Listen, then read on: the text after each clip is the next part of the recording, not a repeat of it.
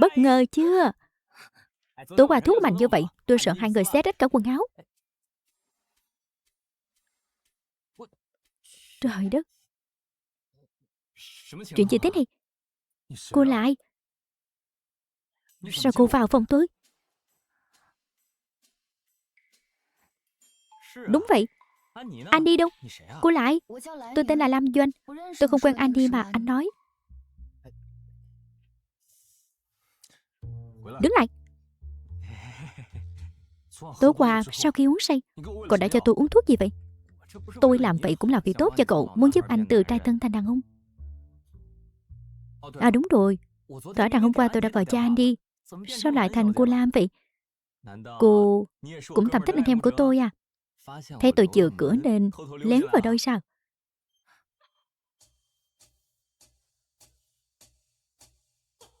Không nói gì tức là thừa nhận rồi chứ. Cô tưởng léo leo lên giường tôi là có thể gả vào nhà họ Cố sao? Ai thèm chứ?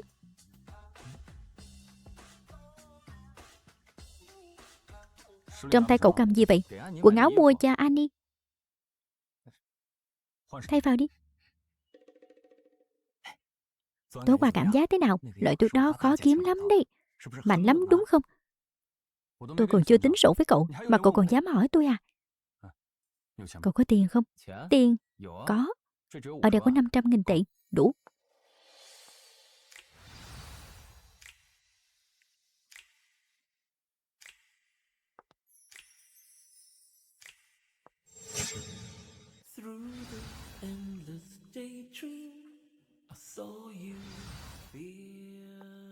Đợi đã.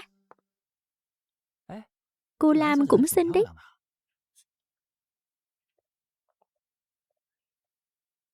Trong thẻ này có 500.000 tệ. Chuyện này chấm dứt tại đây. Tôi không muốn gặp lại cô nữa. Đó cũng là ý của tôi.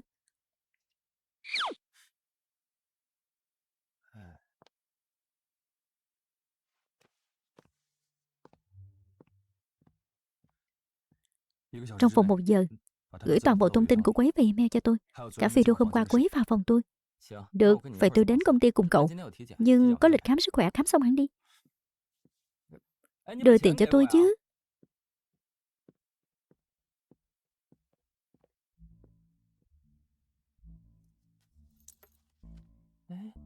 Ý gì đây?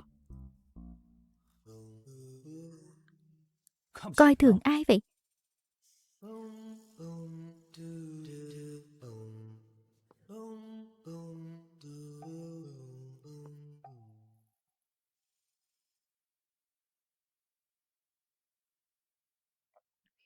Người đâu? Sắp xếp đi đâu hết rồi? Đêm qua phòng bên cạnh ồn ào suốt, làm ông đây thức trắng cả đêm. Lam Nguyệt. Doanh Doanh, em chạy đi đâu vậy? Đêm qua anh để em đợi em suốt cả đêm. Nhìn anh ấy em tiều tụy thế nào rồi kìa. Rõ ràng chị đã đưa em vào phòng rồi. Em đi đâu vậy? Lam Nguyệt, chị không thể mang thai nên được em gái ruột lên giường chồng mình. Giờ chị còn dám đến chất vấn tôi sao? Nếu năm đó lúc tôi còn đi học, chị không chu cấp 200 tệ mỗi tháng thì tôi đã báo cảnh sát từ lâu rồi. Doanh Doanh, chị cũng bị ép thôi. Nếu em không chịu giúp chị sinh một đứa con, Châu Trọng Qua sẽ ly hôn với chị. Chị không muốn ly hôn. Chị đã ký thỏa thuận tiền hôn nhân. Ly hôn thì chị sẽ trắng tay đó. Vì vậy mà lấy tôi làm vật hy sinh sao? Chị còn là con người hay không? Chị có từng xem tôi là người không? Chị làm tôi thất vọng quá. Toàn bộ tiền chị từng chu cấp cho tôi trả gấp 10 vào tài khoản chị rồi. Kể từ hôm nay, tình chị em của chúng ta chấm dứt tại đây. Lam Doanh, Lam Doanh.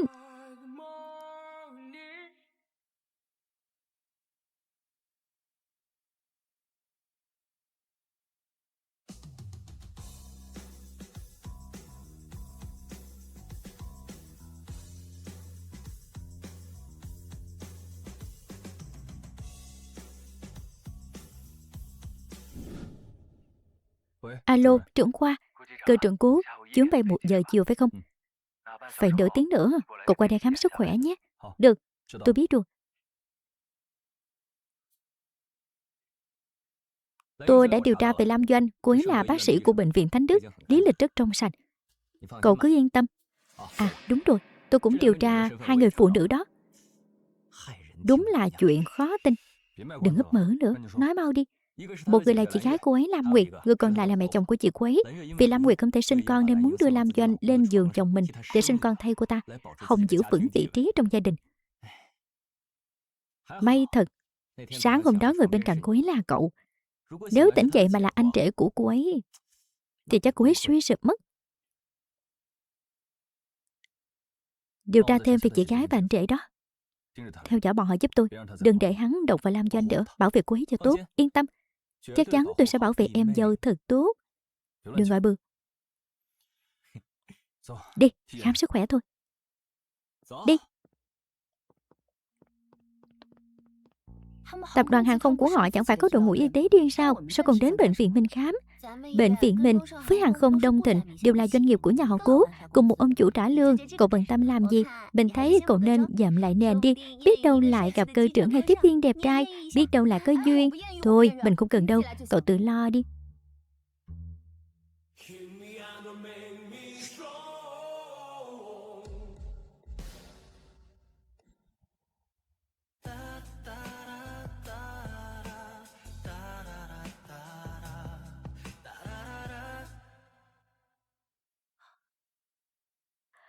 Mau nhìn cơ trưởng kia kìa, đẹp trai quá.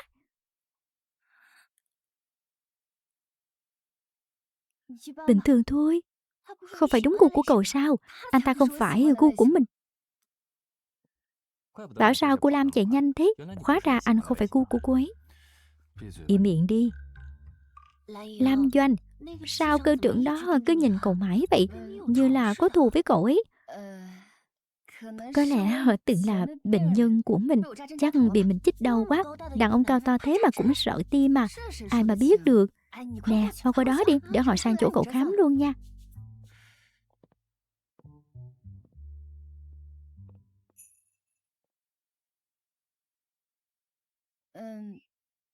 Thưa anh, bên tôi vẫn chưa chuẩn bị xong. Mời anh sang bên kia kiểm tra. Bên này chẳng phải có người sao? Vậy tôi đợi cô ấy chuẩn bị xong rồi đi. Vậy thì cứ đợi đi.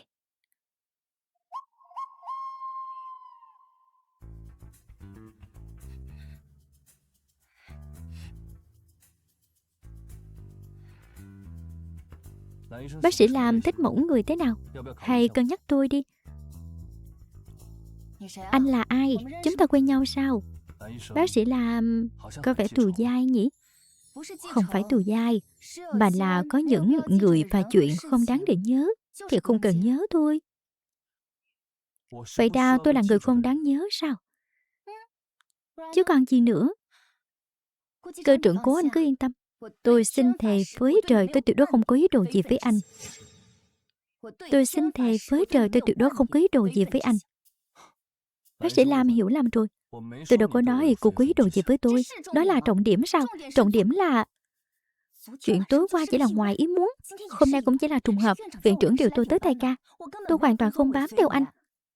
Sau này chúng ta đừng gặp lại nữa. Tránh ra.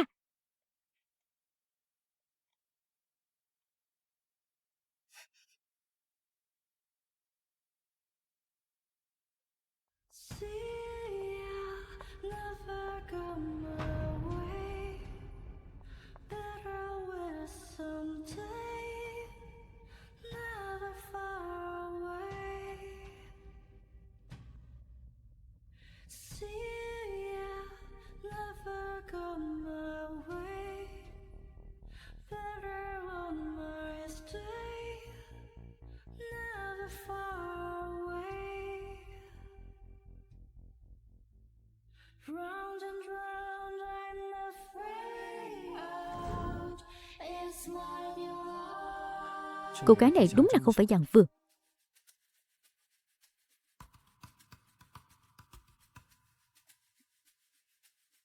Lam Doanh, sao không chịu sinh con giúp chị con? Mẹ nói cho con biết, không sinh cũng phải sinh. Nếu Lam Nguyệt bị đuổi khỏi nhà họ Châu thì mẹ sẽ không tha cho con. Mẹ, liên quan gì đến con chứ? Con đã nói rõ với chị ấy rồi. Tình chị em giữa con phải chị ấy chấm dứt. Nếu mẹ còn ép con thì con cũng không ngại cắt đứt quan hệ mẹ con. Đủ lông đủ cánh rồi phải không? Mẹ nói cho con biết, làm người phải biết ơn. Anh trẻ con tốt với nhà mình như vậy, con sinh cho nó một đứa thì có sao? Chẳng qua chỉ là mượn bụng con thôi mà. Chỉ là mượn bụng con thôi sao? Mẹ, nếu mẹ đã nói nhẹ nhàng như vậy, mượn bụng con cũng là mượn, mượn bụng mẹ cũng là mượn, sao mẹ không sinh cho nhà họ một đứa? Con còn có thể giới thiệu cho mẹ trưởng khoa sản giỏi nhất bệnh viện. Doanh Doanh, mình không nghe nhầm chứ? Chị cậu muốn cậu sinh con thay chị ấy, mà mẹ cậu còn đứng về phía chị ấy. Doanh Doanh, đây là bà Lý, thường đến bệnh viện mình để làm phục hồi chức năng. Bà ấy muốn may mối cho cháu trai mình. Bà Lý, đây là đồng nghiệp của cháu. Cô ấy tên là Lam Doanh. Cô ấy là người hào phóng nhất, tốt tính và xinh đẹp nhất bệnh viện này. Đừng trêu nữa. Quả thật, rất được. Cô gái, cháu có thể cho cháu trai bà một cơ hội gặp mặt không? Nếu cháu không đồng ý, bà tuyệt đối không ép đâu. Dạ, tất nhiên là được ạ. Bà ơi, chiều mai cô ấy rảnh. Lúc đó, hai người có thể uống trà chiều, hay đi uống cà phê. Được quá. Vậy không gặp không về nhé. Quyết định vậy. Không gặp không về. Được. Bọn cháu đi trước đi ạ. Không phải chứ. Cậu đồng ý luôn vậy à? Lỡ đó là người xấu trai thì sao? Yên tâm đi, cứ gặp trước đã. Nếu không hợp, mình sẽ từ chối giúp cậu.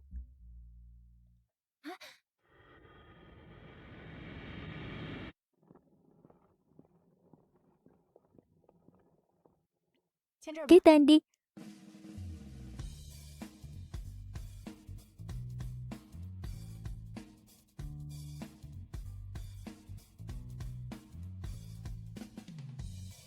Alo, bà ngoại. Lâu rồi cháu không liên lạc. Có phải là quên bà già này rồi không? Giờ cháu sắp cất cánh hay vừa mới hạ cánh vậy? Giờ đang ở đâu?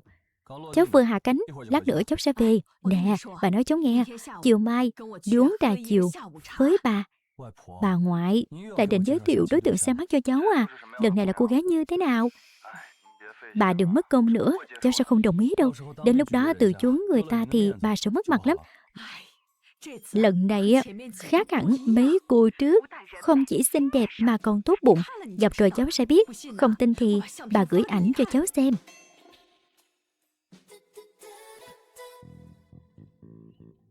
Là cô ấy. Thế nào? Xinh lắm đúng không? Được thôi, chiều mai cháu sẽ đi gặp cô ấy với bà. Phải quyết định thế nhé. Cháu không được lừa bà đâu đây. Vâng.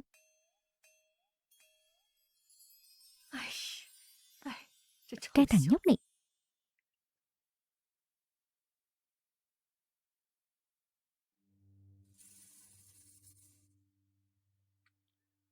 Bà ngoại cậu cũng thật tình. Suốt ngày bắt cậu đi xem mắt. Suốt cuộc cậu có đi không? Liên quan gì đến cậu? Hay là cậu cũng muốn đi xem mắt? Cần bà tôi giới thiệu cho cậu một cô không? Khỏi cần. Tôi không tin mắt nhìn người của bà cậu.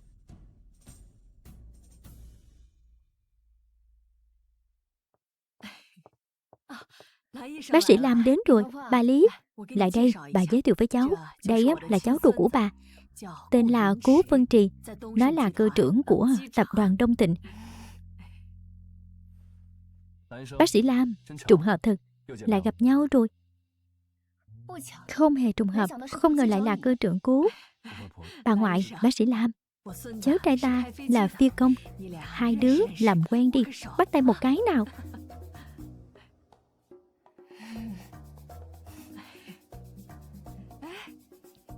Hóa ra hai đứa quen nhau từ trước rồi.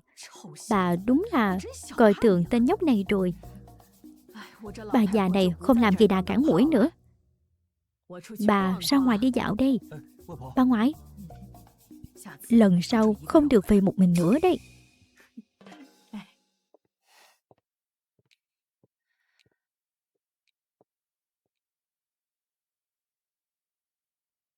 Hôm nay làm khó anh rồi. Cố Vân Trì, anh yên tâm.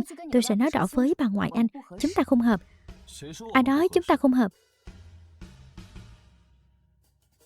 Bác sĩ Lam, tôi thấy tương tác của chúng ta hôm đó khá là thú vị.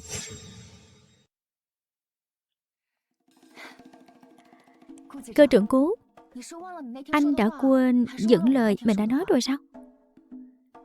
Tôi không quên, nhưng tôi đã đổi ý rồi. Tôi nghĩ là Thay vì kết hôn với một người xa lạ, chi bằng cưới một người hợp với mình. Tôi thấy hai chúng ta khá hợp. Người có tiền các anh đều muốn làm gì thì làm sao? Đến phép tôn trọng cũng không có hay sao hả? Xin lỗi, tôi chỉ muốn pha trò thôi. Có lẽ anh đang hiểu sai từ hài hước. Được rồi, không lãng phí thời gian của anh nữa.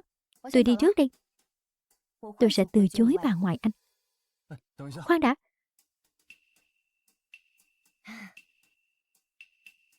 Tạm biệt. Tại sao? Cô không muốn kết hôn với tôi. Vậy tại sao anh lại muốn cưới tôi? Hai chúng ta thân lắm sao? Gia đình tôi cứ liên tục ép tôi kết hôn. Chỉ cần tôi kết hôn thì họ mới chịu yên. Cô là người phụ nữ duy nhất khiến tôi không thấy phản cảm. Dù chúng ta vẫn chưa hiểu rõ nhau, nhưng không sao. Kết hôn rồi, mình có thể từ từ tìm hiểu. Mình kết hôn cũng có thể hoàn toàn dập tắt ý định bắt mình sinh con thay của Lam Nguyệt, thay vì tùy tiện chọn một người xa lạ.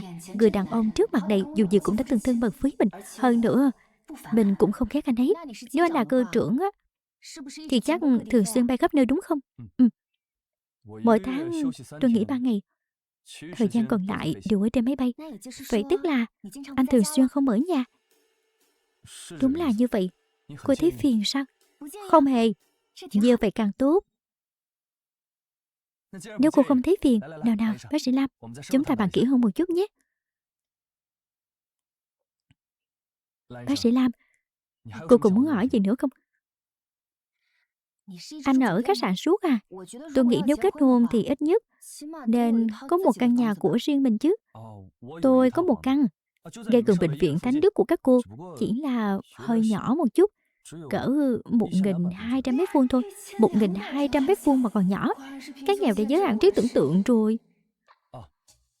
Để thể hiện thành ý của mình, tôi có thể lấy căn nhà đó làm quà cưới tặng cho em. Không cần đâu, không cần đâu. Dù sao sau này chúng ta sẽ ly hôn. Tốt nhất anh đừng dính dáng tới tiền bạc. Người phụ nữ này đúng là chưa cưới mà đã nghĩ đến ly hôn rồi. Có một điều cực kỳ quan trọng. Trước mặt người thân và bạn bè của tôi mong anh tuyệt đối đừng khoe giàu, cũng đừng để lộ mình có tiền. Thân phận của anh chỉ là một cơ trưởng bình thường. Tại sao? Tôi là cháu đích tôn nhà họ Cố, mất mặt lắm sao? Không phải, anh nghĩ mà xem, những người xung quanh tôi đều là những người bình thường như tôi. Nếu họ biết anh giàu như vậy, chẳng phải sẽ tìm cách nịnh bợ anh sao? Họ sẽ tân bốc anh lên tận mây. Ngay cả bố mẹ em cũng phải giấu à? Càng phải giấu hai người họ nhất. À, còn cả chị gái tôi nữa, toàn là người ham giàu. Ở trước mặt họ, anh nhất định phải giảm nghèo. Cứ nói là để mua căn nhà đó, anh đã gánh cả đống nợ phải mua nhà. Mà căn nhà đó lúc mua giá bao nhiêu vậy? Căn nhà đó không phải do tôi mua. Vậy ai mua? Căn nhà đó vừa hay là dự án cho tập đoàn Cố Thị chúng tôi phát triển. Theo giá thị trường hiện tại, chắc khoảng 150 triệu tệ.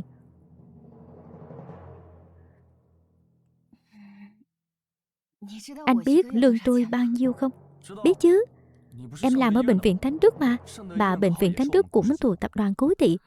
Nếu tôi nhớ không nhầm, mỗi tháng em nhận 6.000 tệ, đúng không? Tôi cày như trâu như ngựa, cả đời cũng chẳng mua nổi một căn hộ của Cố Thị. Đừng kích động, đừng kích động. Hay thế này đi, để tôi về bảo họ tăng lương cho em, được không? Thôi khỏi đi. Nếu đồng nghiệp của tôi biết anh là cháu đích tôn của nhà họ Cố, thì sau này chúng ta đi hôn, họ sẽ nói tôi là vợ cũ bị hào môn truồng bỏ. Lúc đó tin đồn sẽ lan truyền khắp nơi. Tôi còn làm ở bệnh viện thế nào được? Hai chúng ta giao ước một điều nhé. Em đừng nhắc suốt đến chuyện đi hôn nữa, được không? Được thôi, nhưng anh nhớ đây, tuyệt đối đừng để lộ thân phận của anh. Sao mình cứ có cảm giác người phụ nữ này ghét bỏ mình nhỉ? Được rồi. Bác sĩ Lam, khi nào chúng ta đi đăng ký kết hôn? Bác sĩ Lam! Bác sĩ Lam, em có rảnh đi đăng ký kết hôn không? Chưa ký thỏa thuận tiền hôn nhân mà. Không phải chứ, người giàu chẳng phải đều ký cái này sao? Anh không sợ lúc đi hôn tôi sẽ lấy một nửa tài sản của anh à? Bác sĩ Lam, tôi thật lòng muốn kết hôn với em. Sao em cứ nghĩ đến chuyện ly hôn? Kết hôn là thật, nhưng khả năng ly hôn cũng rất cao. Tôi là đang nghĩ cho anh, sao anh còn không biết điều? Tôi phải cảm ơn em nữa hả? Được, anh soạn thỏa thuận tiền hôn nhân. Còn có bệnh nhân đang đợi, tôi đi đây.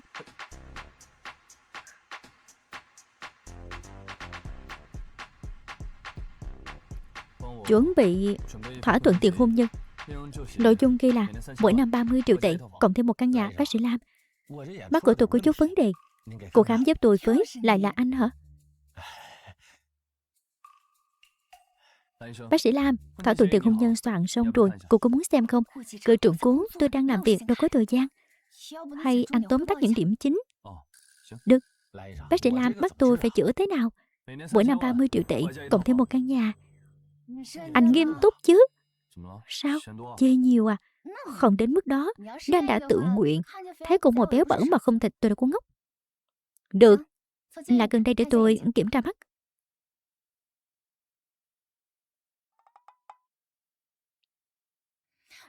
Tôi bảo người ta lại gần.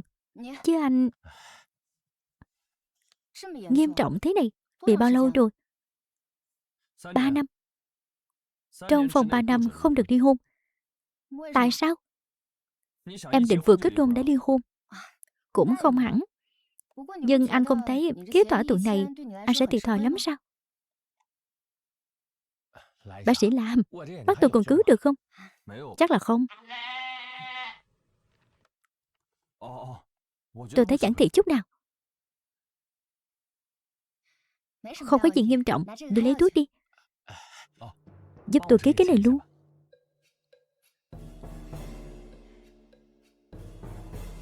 Đã phê duyệt. Chúc hai người tận hôn hạnh phúc, 100 năm hạnh phúc. Chúc anh luôn khỏe.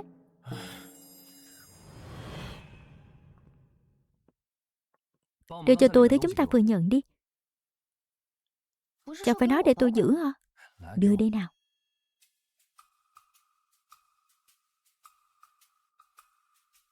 Cầm một tờ đi.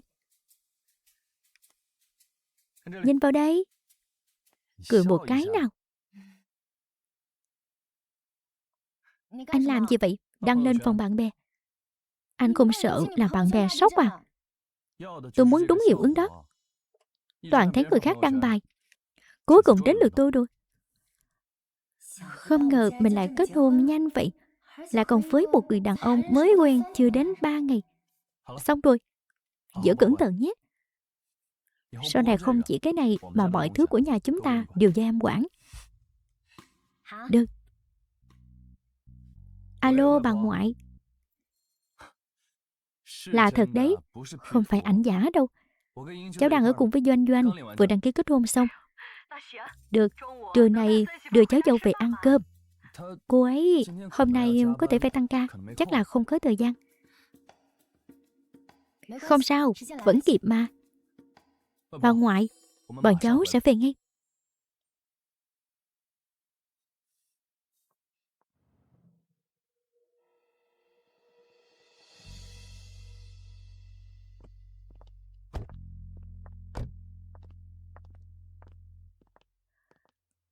Cuộc hôn nhân này có phải hơi vội vàng không? Không vội đâu, hoàn toàn không vội. Đi thôi, bà ngoại đang đợi sốt ruột. Tốt quá rồi. Sao hai đứa không nói với bà sớm hơn, để bà còn chuẩn bị chứ? Thấy bài đăng thì bà mới biết đi chứ. Bà, cháu ấy bà, muốn tạo bất ngờ cho mọi người. Đúng là một bất ngờ lớn. Nào, 30 triệu này là quà gặp mặt bà tặng cho cháu. Cầm lấy đi. Bà, món quà này quý giá cháu không thể nhận được đâu. Đã đăng ký kết hôn rồi mà còn gọi vậy à? Cứ coi như đây là tiền đổi cách xưng hô bà tặng cháu đi. Đây là tấm lòng của bà, em nhận đi. Vậy thì cảm ơn ngoại. Cố Vân Triệt. Mẹ,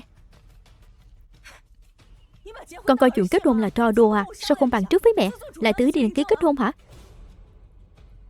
Thà mái anh, con quát cái gì?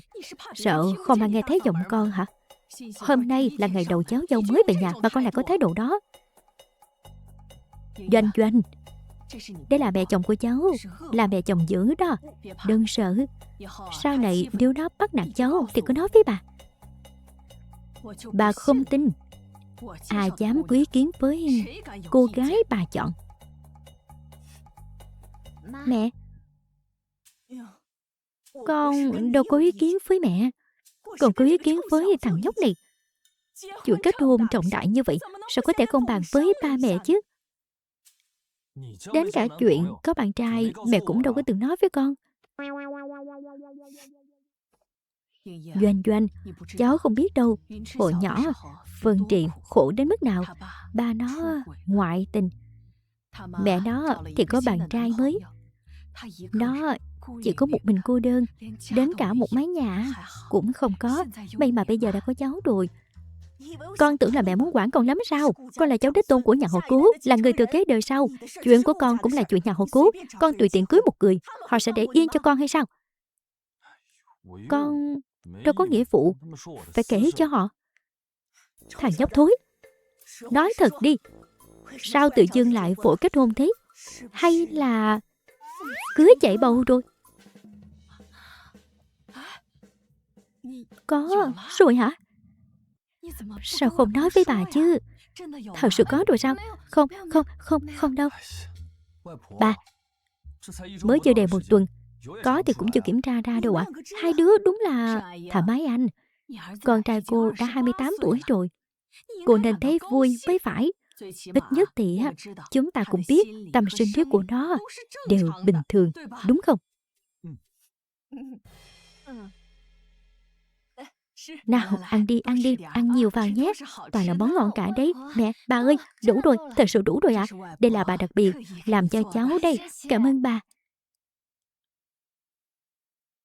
Doanh Doanh, Vân Trì chưa mua nhẫn cưới cho con sao? Bọn con cưới hơi gấp, nhẫn cưới sẽ mua sau à? Không gấp sao được chứ? Không cần sính lễ, không tổ chức đám cưới, giờ đến nhẫn cưới cũng chưa mua. Thằng nhóc này làm cái kiểu gì vậy? Không có, Vân Trì tặng con một căn nhà rồi ạ. Chính là căn ở bên cạnh bệnh viện ấy. Cái căn rách đó hả? Chẳng phải hàng tồn không bán được sao? Vân Trì, sao con lại dám mang nó đi tặng chứ? Ít ra cũng phải tặng biệt thự ở ngoại ô. Ở thành phố Giang Bắc, một nửa các dự án bất động sản đều do Cố gia phát triển. Nhà ta không thiếu nhà đâu. Được rồi, con về sẽ lo ngay. Người giàu đúng là thích do tiền thật. Không được, mình phải giữ vững bản tâm. Tiền tài chỉ là phù du. Còn con thì sao? Mẹ chồng mới chuẩn bị quà gì cho con dâu đây? Doanh, Mã nhận tiền. Không sao, mở lên đi, mở đi.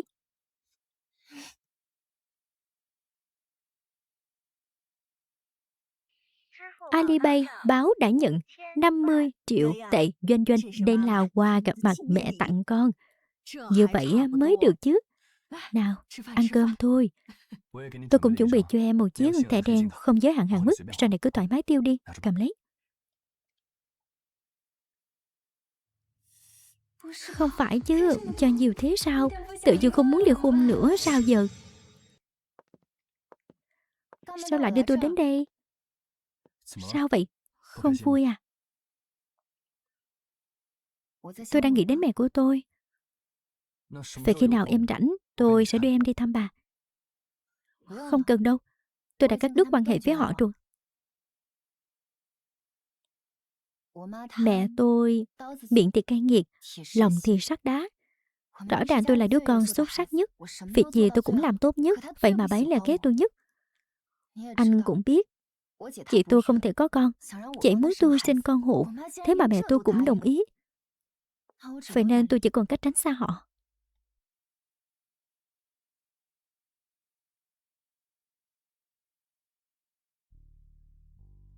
Cố Vân Trì, nhờ có anh, lần đầu tiên tôi mới cảm nhận được cảm giác được người khác quan tâm.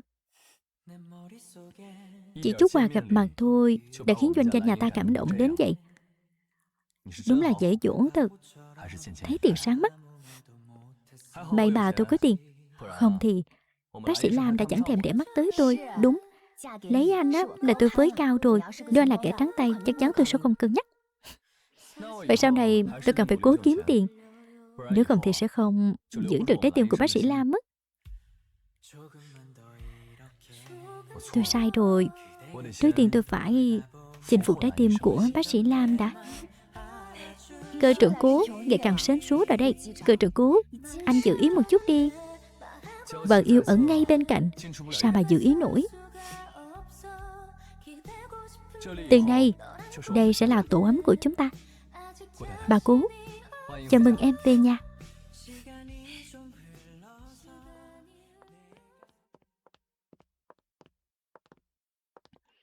Thế nào? Thiết kế cũng đẹp đấy chứ. Đương nhiên rồi, em cũng không xem là ai chọn căn này. Sao cơ? Cơ trưởng Cố còn có nhã hứng chơi đàn nữa hả? Chỉ là sở thích nhỏ thôi. Có hứng thì đàn vài bản. Đi, lên lầu xem.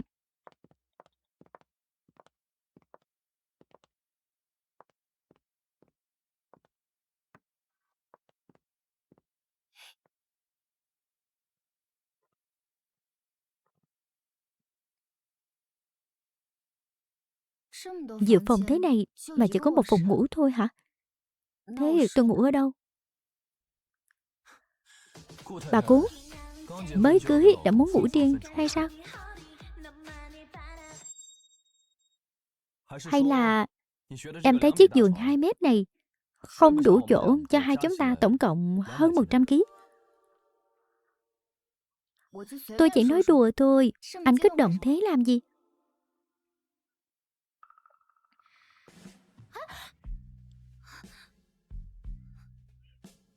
Anh làm gì vậy?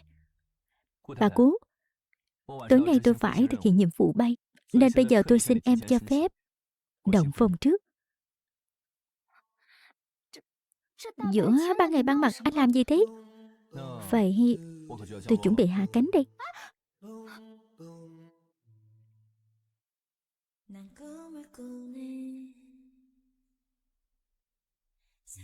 Ban ngày thì sao chứ?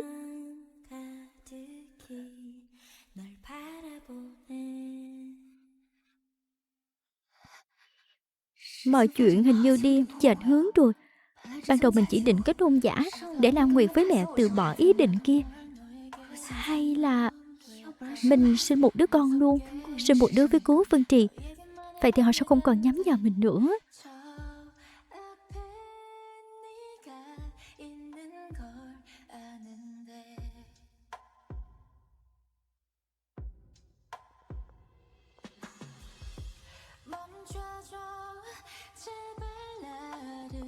Xin lỗi, mời cầm lấy.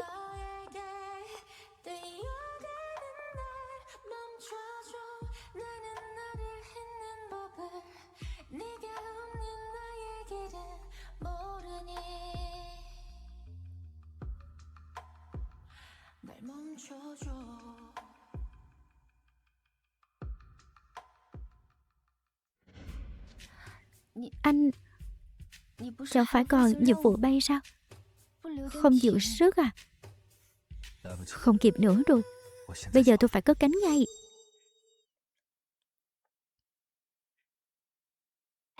Cơ trưởng Cố, hai người giờ thế nào rồi? Kể cho tôi nghe đi. Hôm nay trạng thái khá ổn. Đêm tân hôn, bà cậu không ở bên em dâu. Quế không giận à? Ở bên rồi. Đúng là cậu Cố có khác. Cơ trưởng Cố, anh kết hôn thật sao? Sao đột nhiên lại kết hôn vậy? Chẳng phải anh chưa có bạn gái sao? Có phải là do gia đình sắp xếp hay không? Cơ trưởng Cố bao giờ đãi tiệc cưới nhớ mà bọn tôi uống rượu mừng.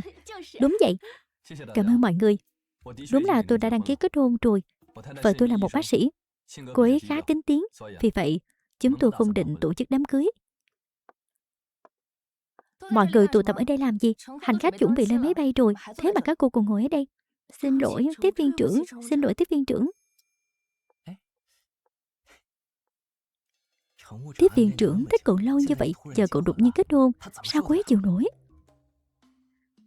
Cơ trưởng Cố, tôi có thể nói vài câu được không? Được. Được. Cậu Cố, mời cô.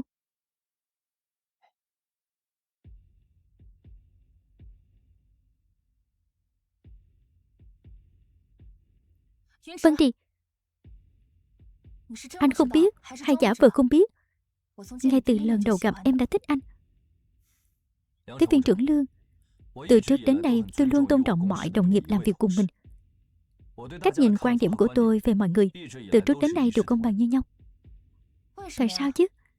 Là vì em không đủ xinh đẹp, hay là không đủ xuất sắc, hay là xuất thân của em không đủ tốt? Tiếp viên trưởng Lương, tôi đã kết hôn rồi. Tôi không muốn vợ tôi hiểu lầm. Anh yêu cô ấy sao? Chẳng phải anh nói cô ấy là do bà ngoại giới thiệu, giữa hai người không có tình cảm, hôn nhân không tình yêu thì không bền. Ai nói với cô là không có tình yêu? Tôi rất may mắn. Tôi rất yêu vợ mình. Anh yêu cô ấy. Tiếp viên trưởng Lương, mong cô nhớ cho, tôi rất ghét người khác soi mói đời tư của mình. Tôi càng ghét người khác suy diễn rồi phán xét đời tư của tôi. Vân Trì. À phải rồi, người nhà cậu vừa gọi cho tôi, bảo cậu về giải thích chuyện kết hôn. Tôi xin thề với trời, tôi tuyệt đối không nhắc đến em dâu. Ông nội muốn cậu cứ nguyên nguyên nhỉ? Vân Trì, nghe nói anh kết hôn rồi, chúc mừng nhé. Liên quan gì đến cậu? Sao nóng tính thế? Tôi chỉ đến hỏi thăm đồng nghiệp thôi, tiện thể hỏi xem là thiên kim nhà nào. Tôi cứ tưởng anh ấy sẽ cưới Nguyên Nguyên. Em gái anh thân càng thêm thân. Chẳng lẽ cơ trưởng cố biết Nguyên Nguyên không phải em gái ruột của anh nên mới không cưới cô ấy? Tạ Mục Xuyên, đừng có chăm ngòi chi đẻ. Nguyên Nguyên phải em gái của tôi hay không thì bọn tôi vẫn là anh em tốt. Còn nữa, chuyện thân thế của Nguyên Nguyên, ngậm miệng lại. Được, hai người đừng hiểu lầm. Tôi chỉ tiện miệng hỏi mà thôi. Đừng hiểu lầm nhé.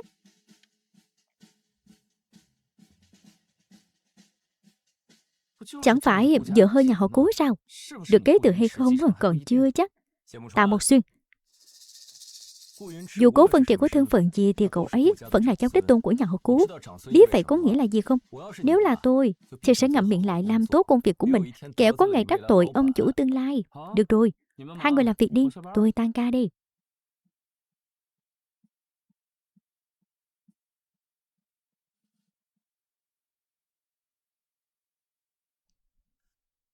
Alo, có kết quả giám định chưa? Có rồi, cơ trưởng Lục. Rất tiếc cô gái này không có quan hệ huyết thống với gia đình anh. Không phải sao? Đây đã là người giống nhất rồi, vậy mà vẫn không phải. Tôi chợt nhận ra Lam Doanh thật ra khá giống mẹ tôi. Cậu đã tìm khắp Giang Bắc. Nếu Lam Doanh là em gái cậu, đã tìm thấy lâu rồi. Tôi thấy cậu vẫn nên chuẩn bị tâm lý. Em gái cậu có lẽ đã không còn nữa.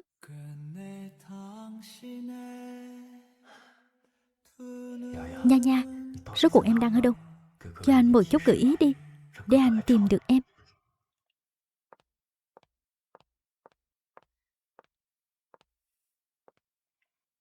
Vân Trì.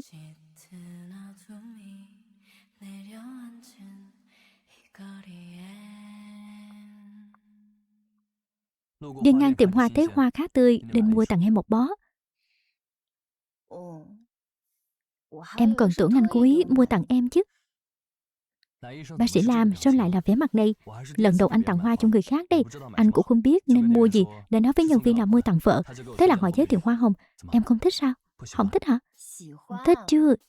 Đây là lần đầu em nhận bó hoa đẹp như vậy. Cảm ơn chồng. Bác sĩ Lam có phải quên gì rồi không? Chúng ta đã kết hôn mà em vẫn định ở một mình trong ký túc xá độc thân của bệnh viện à? Em quên chưa dọn hành lý. Không sao, anh giúp em dọn luôn. Đi.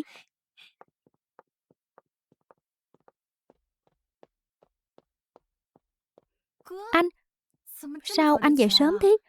Chẳng phải 5 giờ sáng anh mới về sao? Sao không ngủ thêm một chút? Sao em biết anh về lúc bấy giờ? Giờ đó chẳng phải em đang ngủ hay sao? Đêm qua em vừa hay thức dậy đi vệ sinh, đúng lúc thấy anh vào nhà. Em không có theo dõi anh đâu nha. Anh, uống chút nước. Đúng là chưa đánh đã khai. Bây giờ thì còn đứng đây chờ anh ra nữa. Cố Vân Trì thực sự kết hôn rồi sao? Cô gái đó là thiên kim nhà nào? Nguyên. Cố Vân Trì từ chối em rất nhiều lần rồi. Anh cũng đã nói rất nhiều lần. Hai người không thể nào đâu. Tại sao? Chỉ vì em bị bế nhầm, không phải là con ruột của nhà họ Lục sao? Nguyên Nguyên, Cố Vân Triệt không thích em không liên quan gì đến thân thế của em hết. Vậy là vì sao? Thích là thích, không thích là không thích, không có lý do gì hết.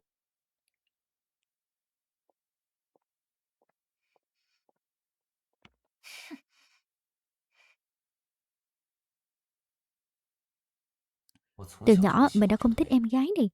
Sau khi biết nó bị bế nhầm, mình nghĩ chắc do không cùng huyết thống, nhưng đã sống cùng suốt 25 năm. Vậy mà lòng dạ nó là ngày càng hẹp hòi, còn suốt ngày bắt nạt người giúp việc chứ. Vân Triệt không thích nó cũng tốt. Lỡ sau này gây chuyện ở nhà họ Cố, không chỉ ảnh hưởng mình và Vân Triệt, cả quan hệ giữa nhà họ Cố và nhà họ Lục nữa.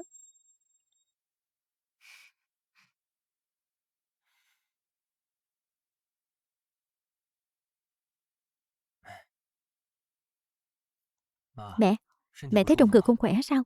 Chỉ là dạo này ngủ không ngon mà thôi. Lát nữa sẽ đến bệnh viện Thánh Đức để khám. Vậy để con đi cùng mẹ ha.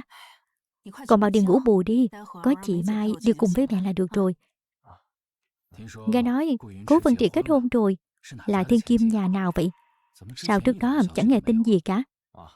Hai đứa tình cờ quen nhau.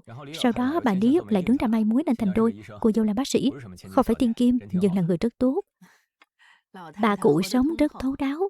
Người bà ấy tìm chắc chắn không tệ. Cưới vợ thì phải cưới người hiền. Một người vợ tốt sẽ hưng thịnh 3 đời. Làm bác sĩ tốt mà. Đó là nghệ tích đức. Bà còn nói không sai. Chọn bạn gái cũng nên như vậy. Gia thế không quan trọng, dân phẩm mới là điều quan trọng nhất.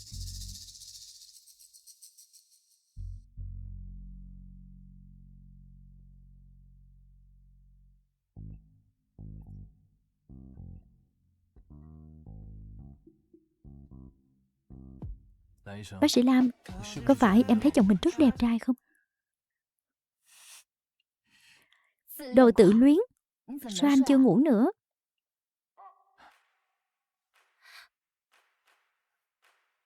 Có gia nhân ở bên á. Sao anh nỡ ngủ chứ? Bay cả đêm anh vẫn không mà sao? Đúng là tràn đầy năng lượng. Đúng là rất sung sức. Vì thế nên anh muốn cùng với vợ bàn bạc về chuyện sinh em bé. Anh muốn có con đến vậy sao? Thế sao anh không kết hôn sớm hơn? Nếu anh gặp em sớm hơn thì anh đã có thể kết hôn sớm. Ai bảo ông trời đến tận bây giờ mới để anh gặp em chứ. Nhưng anh vẫn biết ơn ông trời. Bây giờ cũng chưa muộn. Dẻo miệng thật đó.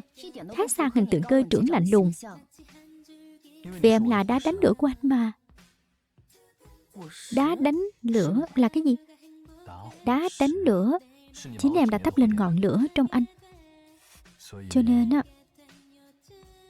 em phải chịu trách nhiệm dập lửa cho anh.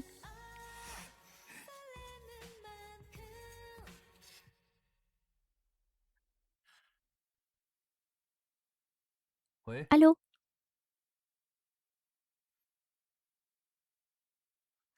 Vâng, con biết rồi. Đến lúc đó con sẽ đưa Doanh Doanh về.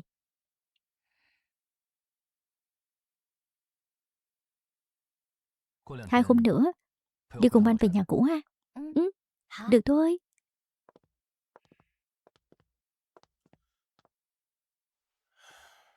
Họ không thích em. Anh thích em. Em đâu phải tiền, đâu thể ai cũng thích em được. Ông nội, đây là vợ cháu, Lam Doanh. Con còn bằng mũi về à? Đây là vợ cháu, Lam Doanh. Còn mặt mũi mà về, tự ý đăng ký kết hôn, để còn đăng lên phòng bạn bè, làm mất hết cả mặt mũi nhà họ Cố. Ta hỏi con, người phụ nữ này có xứng làm con dâu nhà họ Cố không? Vợ tôi không xứng. Vậy là tiểu tam như bà thì xứng chắc. Cậu là cái thá gì mà dám nói chuyện với mẹ cậu như thế? Tôi chỉ có một người mẹ. Bà ấy tên là Thẩm Ái Anh, không phải Phương Lâm. Tôi được ba cậu cưới hỏi đàng hoàng. Cho dù bây giờ ông ấy đã qua đời thì về mặt pháp lý tôi vẫn là mẹ của cậu. Đủ rồi. Ngồi xuống. Chuyện hai đứa kết hôn chúng ta còn như chưa từng xảy ra. Ngày mai hai đứa đến cục Dương Chính hủy đăng ký kết hôn. Nếu không thể hủy thì đi làm thủ tục ly hôn đi. Đáng lẽ tôi không nên hy vọng. Mong các người chúc phúc cho chúng tôi. Cũng được. Giải quyết dứt điểm luôn đi. Cậu định giải quyết thế nào?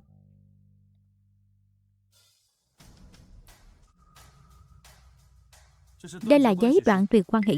Tôi, Cố Phần Trì xin tuyên bố, kể từ hôm nay, đoạn tuyệt quan hệ với nhà họ Cố, từ bỏ quyền thừa kế và mọi quyền lợi.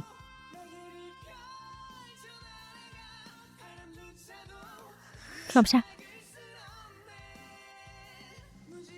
Tôi đã ký tên điểm chỉ, cũng đã cho luật sư xem rồi. Kể từ hôm nay, mọi thứ của nhà họ Cố không liên quan đến tôi. Đó là chính miệng cậu nói. Kể từ giây phút này, cậu không còn bất kỳ quan hệ nào với nhà họ Cố. Cút khỏi đi. Không cần bà đuổi. Dù chỉ một giây tôi cũng không ở lại. Đi đi, đừng bao giờ quay lại. Là tự cậu muốn đoạn tuyệt quan hệ, không ai ép cậu. Đúng rồi. Không còn việc gì nữa thì giải tán. Ai về nhà đấy, đừng đứng đây chướng mắt. Đứng lại. Đúng là cô tính toán hay thật. Dù Vân Triệt không còn ở đây thì con của cô cũng chẳng thể trở thành cháu đích tôn đâu. Đứa nào đứa nấy chẳng khiến mình yên lòng. Đứa nào cũng mong mình chết đi.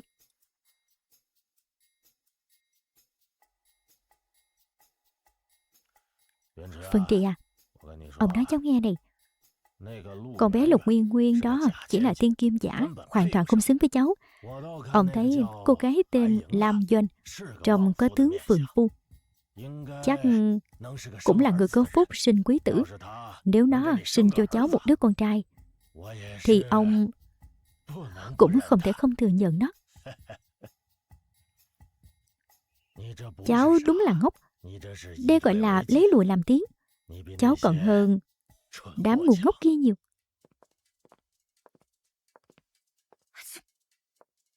Sao? Có người mắng em. Chắc là người nhà anh. Đừng để trong lòng. Sau này cũng không cần gặp họ. Anh thật sự định đoạn tuyệt với họ sao? Em không cần lo. Tờ giấy đó anh đã viết từ lâu rồi. Chỉ là chưa có cơ hội lấy ra. Hôm nay vừa đúng lúc. Anh còn phải cảm ơn em nữa. Vậy thì tiếc thật. Vốn dĩ em có thể làm phu nhân hào môn. Em nghĩ rằng sau khi anh rời khỏi nhà họ Cố thì sẽ không kiếm được tiền nữa hả? Em thấy cũng ổn mà. Em còn đang chờ anh thực hiện lời hứa. Vậy thì việc quan trọng nhất bây giờ là có thể ăn no trước được không? Đừng vội. Bây giờ anh đưa em đi ngay.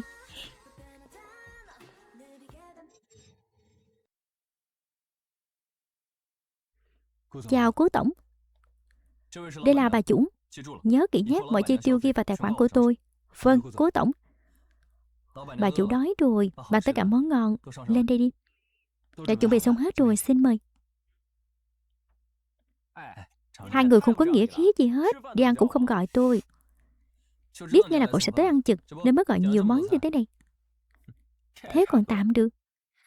À, vừa nãy em đang định hỏi anh, bà chủ gì cơ? Anh là chủ ở đây sao? Cậu Cố đâu chỉ có mỗi nhà hàng này, còn đầu tư vào nhiều công ty công nghệ.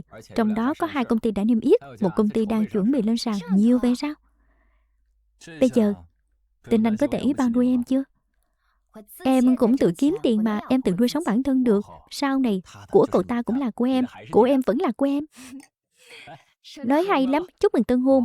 Được, cảm ơn cậu nhé. Rượu cũng muốn rồi. Nào. Làm gì? Lì xì. Hai người còn chưa làm tiệc cưới, tôi lì xì cái gì chứ? Chẳng phải đang làm đây sao? Còn là tiệc dành riêng cho mình cậu nữa. Tôi không mang tiền mặt. Không mang tiền mặt về quét mã. Vợ à, nhận tiền đi. Thật sự nhận luôn hả? Lúc trước đó chẳng phải đã nói rồi sao? Tiền trong nhà chúng ta đều do em quản mà. Vậy thì em nhận. Cậu cũng biết ngại hay không vậy?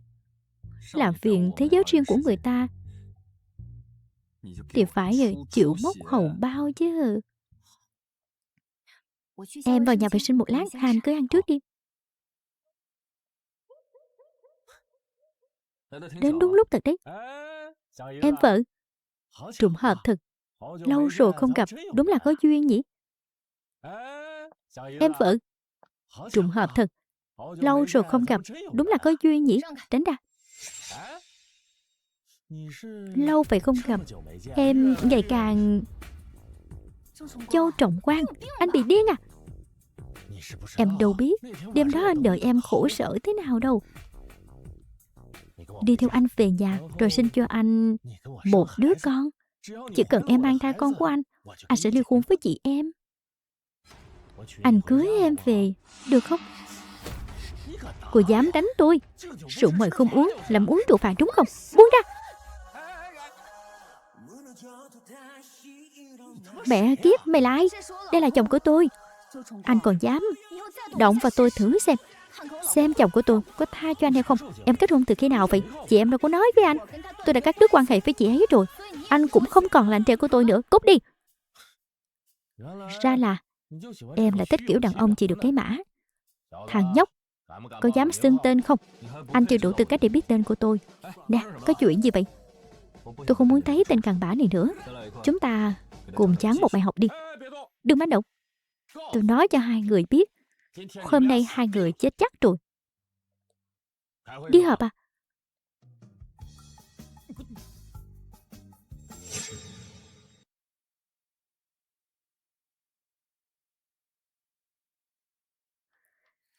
Vẫn còn sớm à?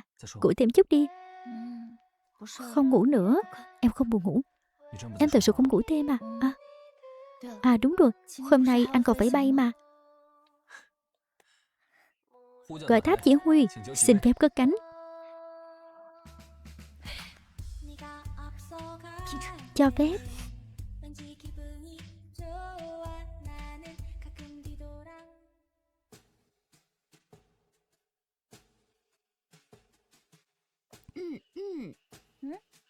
Cuộc sống tân hôn của cậu thế nào? Cơ trưởng cố dữ lắm phải không? Nhìn dáng vẻ của cậu, tối qua không ngủ được bao nhiêu nhỉ? Chuyện của tiền bối thì bớt tò mò đi. Mình đoán đúng đùa chứ gì. Mình ngưỡng mộ cậu thật đó. Mình cũng muốn có một người giống như cơ trưởng cố. Cậu với người bạn đó của anh ấy chẳng phải gặp nhau mấy lần rồi sao? Hay để mình tác hợp cho hai người nhé. Thôi khỏi đi, anh ta nói nhiều lắm. Cậu ít nói lắm. Được rồi, về thì mình sẽ nói với chồng mình, xem còn cơ trưởng nào độc thân giới thiệu cho cậu ha. Mình chỉ có một yêu cầu, phải đẹp trai, đồ mê trai. Lam Doanh, cái con tranh này, mày dám lén cái hôn sau lưng của mẹ. Hôm nay xem mẹ có đánh chết con không. Con nhỏ này, mày còn dám chống trả à? Đúng là đồ ăn cháo đá bát. Biết thế ngày đó tao đã không nuôi mày. Lam Doanh, em quá đáng rồi đó. Sao em lại dám động tay với mẹ? Sao nào? Chỉ cho phép bà ấy đánh tôi, còn tôi thì không được tự vệ hay sao hả? Mẹ đánh em là vì em sai. Cha mẹ dạy dỗ con cái là chuyện bình thường. Thế lúc chị làm sai, mẹ có từng dạy dỗ chị không? Chị đã làm sai chuyện gì chứ? Em mới là người lén kết hôn. Tại sao tôi phải lén kết hôn? Các người không biết sao? Em lén kết hôn là vì phải. Lam Nguyệt, tôi cảnh cáo chị, bao dẹp đi cái ý nghĩ kia đi. Và quản cho chặt người đàn ông của chị. Nếu anh ta còn dám giở trò sàm sỡ tôi không ngại tống anh ta vào tôi đâu. Sổ bàn giao của bác sĩ, đồ phun ân bội nghĩa. Nếu không nhờ chị nuôi mày học đại học thì mày có được như hôm nay sao? Sinh hồn một đứa con thì đã sao? Anh rể sợ mày vài cái thì có gì ghê gớm. Bà có nghe xem mày đang nói gì có giống lời của một người mẹ nói không? Hơn nữa hồi tôi học đại học, bà không cho tôi tiền sinh hoạt, cũng không đóng một phí cho tôi. Tôi phải vừa học vừa làm, vay cả tiền. Đúng, mỗi tháng chị ta có cho tôi 200 tệ. Vì món ân tình 200 tệ ấy, tôi đã luôn nhẫn nhịn cho đến hôm nay. Không có nghĩa là tôi đồng ý bán thân đâu. Còn nữa, số tiền đó tôi đã trả cho chị ta gấp trăm gấp nghìn lần từ lâu rồi. Tiền trả rồi, còn tình nghĩa thì sao? Tao mặc kệ, mình nhất định phải sinh con cho chị mày. Được, nếu bà thích của cháu đến thế thì bà sinh thay chị ta đi. Mày dừng tay, đây là bệnh viện. Cứ chờ đấy, bố mẹ tôi ra. Đừng đánh nữa, bỏ bàn tay bẩn thỉu của cô ra. Đi, đi.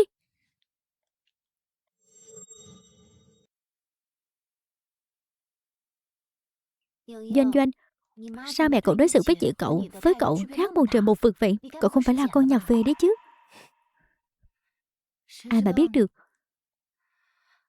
Mẹ mình nói, lúc sinh mình, bà đã chịu rất nhiều đau đớn, nên mình vừa chào đời đã không thích mình. Hồi nhỏ mình được gửi về nhà bà ngoại. Bà ngoại qua đời mới được đón về, nên chẳng có tình cảm là bình thường.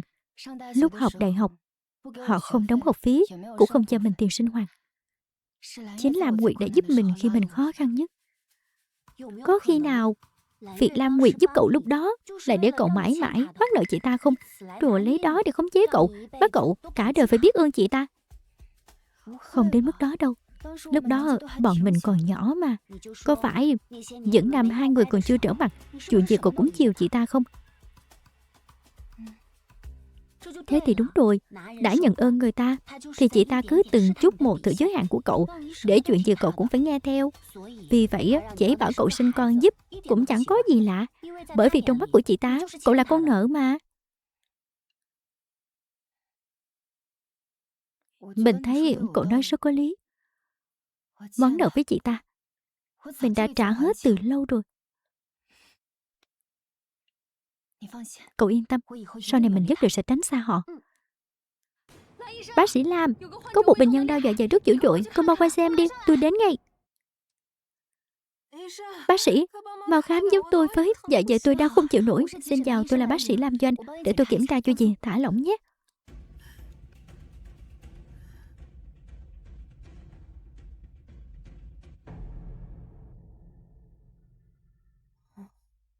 Dì thấy trông người thế nào rồi?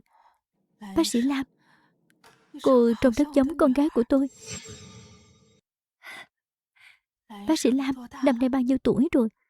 Ba mẹ cô còn khỏe chứ? Cô là người thành phố này à? Có anh chị em hay không? Tôi là người địa phương, ba mẹ tôi vẫn còn. Tôi còn có một chị gái. Chẳng lẽ bác sĩ Lam chỉ là giống mình hồi còn trẻ thôi sao?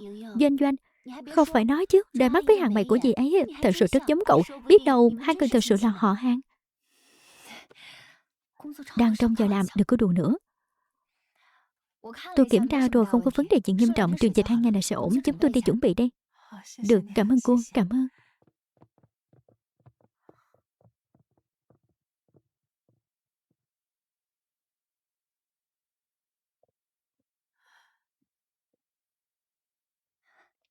Dì thấy thế nào rồi? Bây giờ đỡ hơn chưa? Bác sĩ Lam, tôi thấy khỏe hơn nhiều rồi. Cảm ơn cô nhé. Vậy thì tốt, dì về nhà nhớ ăn uống thanh đạm. Được, cảm ơn cô. Ngoài ra, nếu có thể giữ tinh thần thoải mái thì hãy cố gắng giữ. Đừng tạo áp lực quá lớn cho bản thân. Bác sĩ Lam, cô nói chuẩn quá. Đúng là tôi có một nỗi lòng. Con gái tôi vừa mới sinh đã bị bế nhầm. Đến giờ vẫn chưa tìm được. Doanh Doanh, ông xã cơ trưởng của cậu là đặt cả đống đồ ăn giao tới cho cậu để văn phòng bọn mình đó. Dì ơi, dì truyền dịch cả buổi chiều rồi, cũng chưa ăn gì mấy. Hay là để cháu xem có món gì dễ tiêu rồi lấy cho dì một ít nhé. Cảm ơn bác sĩ Lam, không cần đâu. Bác sĩ Lam, không ngờ cháu đã kết hôn rồi. Chồng cháu cũng là cơ trưởng à, làm ở hãng hàng không nào vậy? Con trai của dì cũng là cơ trưởng, làm ở tập đoàn hàng không Đông Thịnh. Dì, trùng hợp quá, chồng của Doanh Doanh cũng làm ở đó. Chồng cháu tên là gì? Cố Vân Trì. Thì ra cô là vợ mới cưới của cụ Cố. Dì quen anh ấy sao? Con trai dì tên là Lục Thừa Phong, chồng dì tên là Lục Nhất Nam. Tập đoàn Lục Thị của nhà dì và nhà họ Cố là đối tác làm ăn lâu năm với nhau. Thì ra là bà Lục, thất lễ quá. Dì có nghe con trai mình nhắc qua. Nó nói cậu Cố có một người vợ mới cưới là bác sĩ. Không ngờ lại trùng hợp như vậy. Mắt nhìn của cậu Cố quả thực rất tốt. Cảm ơn bà Lục. Bác sĩ Lam, khoa cấp cứu vừa có một cụ già bị ngã, mau qua xem đi. Đến ngay đây. Chúng cháu đi làm việc trước, dì nghỉ ngơi đi. Được, cảm ơn nhé.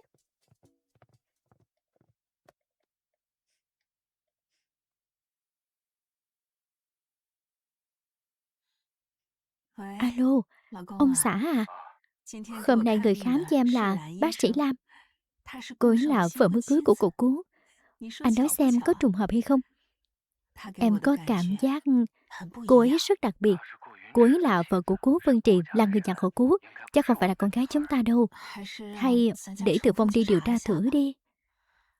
Trong tưởng tượng của em, con gái của em chính là giống như cô ấy, xinh đẹp, lại dịu dàng. Tú Hà, chúng ta cứ tích đức nhiều hơn, ông trời sẽ nhìn thấy, nhất định sẽ để mình tìm được con gái. Được.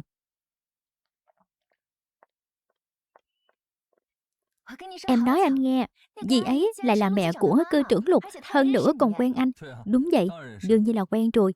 Nhà họ Lục có một cô con gái mà, trước đây ông luôn muốn anh lấy em ấy, anh chẳng để ý. Sao em không ghen vậy? Sao em phải ghen chứ? Anh nghe nói, chỉ khi không quan tâm thì mới không ghen, không tức. Ai nói em không quan tâm? Nhưng đó đều là chuyện từ rất lâu rồi. Hơn nữa lúc đó mình còn chưa quen nhau, vì chị em phải ghen vì chuyện đó chứ. Bây giờ cơ trưởng Cố đã là chồng của em, không phải hay sao? Không phải, hình như anh rất mong em ghen rồi làm ầm ĩ với anh thì phải. Cố Vân Trì, anh trẻ con thiệt đó. Em thấy anh rảnh rỗi quá. Hãng hàng không Đông Thịnh của các anh nên xếp kín lịch bay của anh hơn, để anh 24 tiếng đều phải cày như trâu như ngựa cho họ.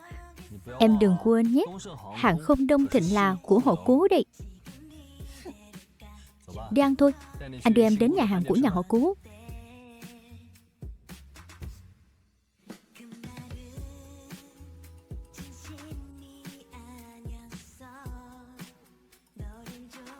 Món ăn ở đây rất đặc sắc.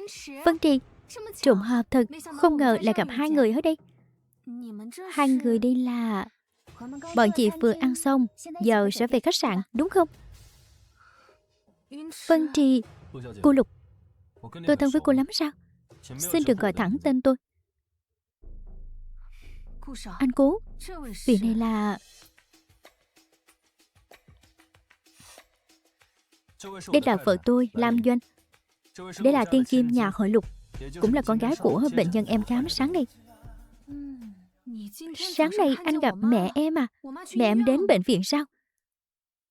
Chuyện này chẳng phải cô nên tự về hỏi mẹ mình sao? Về nhà em đương nhiên sẽ hỏi. Nhưng mà cô tẩm mỹ của anh Cố đúng là đặc biệt. Cứ tưởng anh cưới một tiểu thư danh giá, không ngờ lại là một bác sĩ. Đúng là Bạch Liên Hoa, diễn giỏi thật. Chồng ơi, chiều em còn phải đi làm, mình tranh thủ đi thôi.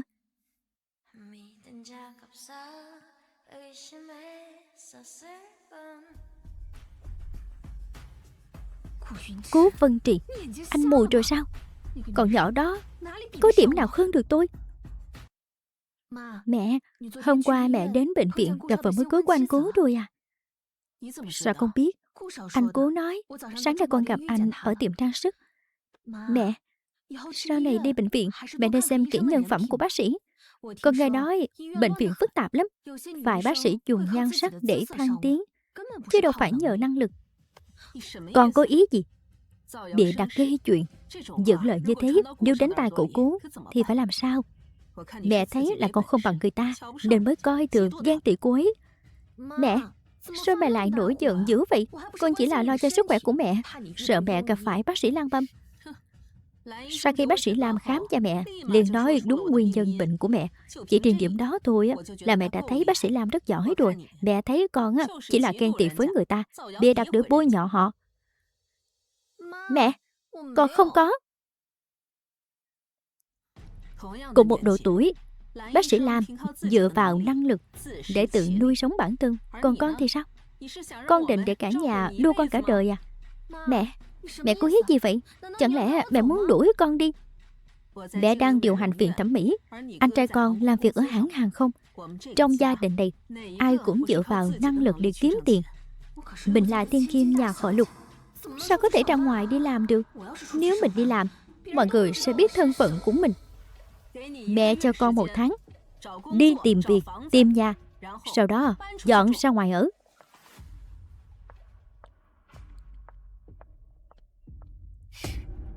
Dựa vào đâu mà đối xử với mình như vậy? Mình không những không đi mà còn phải trở thành người thừa kế của cái nhà này. Mọi thứ của gia đình này đều là của Lục Nguyên Nguyên tôi. Cứ chờ đó cho tôi.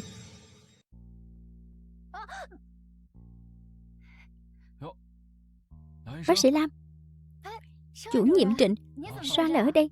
Mẹ tôi ở đây. Hôm nay tôi đến thăm bà. Để tôi giúp cô. Không cần, tôi tự làm được. Không sao, đi thôi, cảm ơn nhé.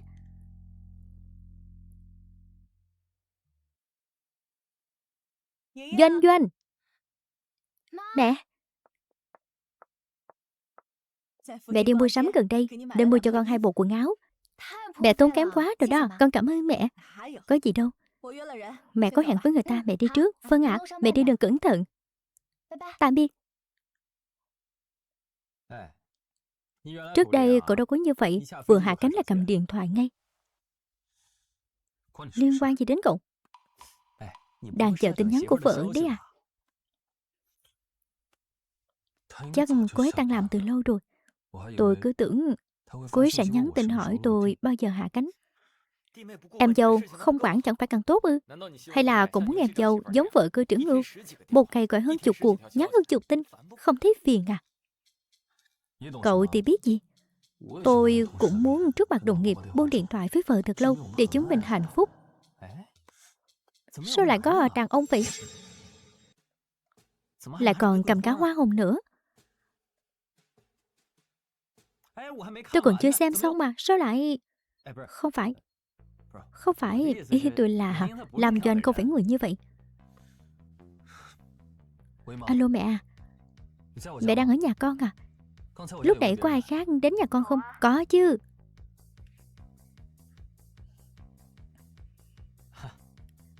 Tôi còn có việc. Đi trước nhé.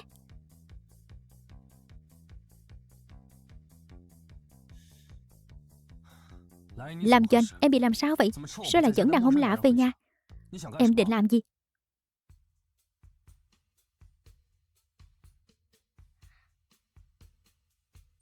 Đang sáng rồi. Bác sĩ Lam, xong rồi. Sửa được rồi. Phiền chủ nhiệm Trịnh quá.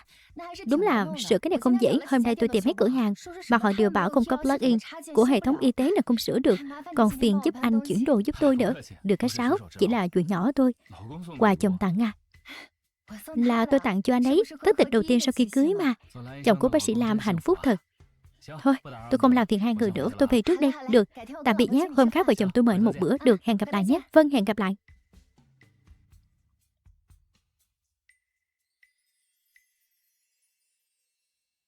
Làm Doanh, em sao vậy? Sao lại nhân lúc anh không có ở nhà dẫn người đàn ông lạ về nhà? Em định làm gì?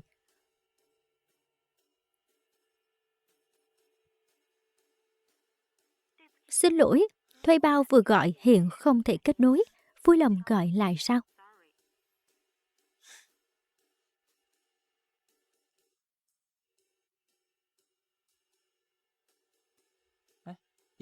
Có ai đâu, tôi thấy là cậu nghĩ nhiều rồi. À đúng rồi, hôm nay là tất tịch, cậu định tặng quà gì vậy?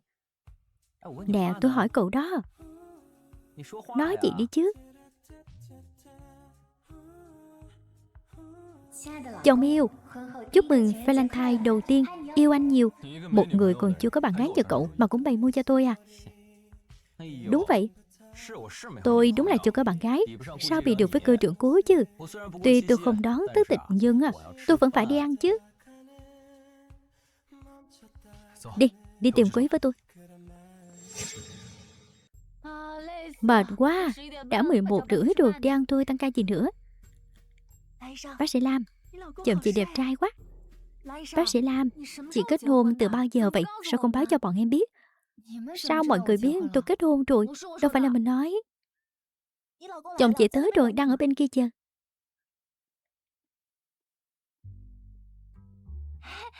Doanh Doanh, nhìn kìa, chồng cậu tới rồi.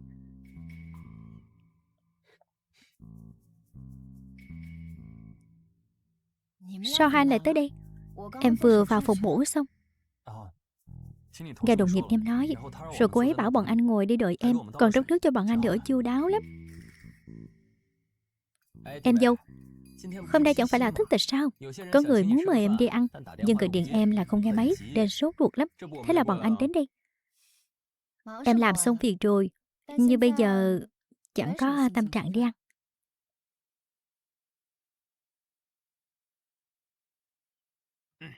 Doanh Doanh, anh xin lỗi. Anh không nên hiểu lầm em. Hiểu lầm à? Hiểu lầm gì? Em chẳng hiểu anh đang nói gì cả. Bao nhiêu người đang nhìn kìa. Cho anh chút thể diện đi. Hôm nay muốn quà gì cứ tùy ý chọn. Xin lỗi mà, bác sĩ Lam. Được rồi, em đi bàn giao công việc đã. Được, anh ra cổng đợi em nhé. Đi thôi. Cuối cùng cũng xong rồi.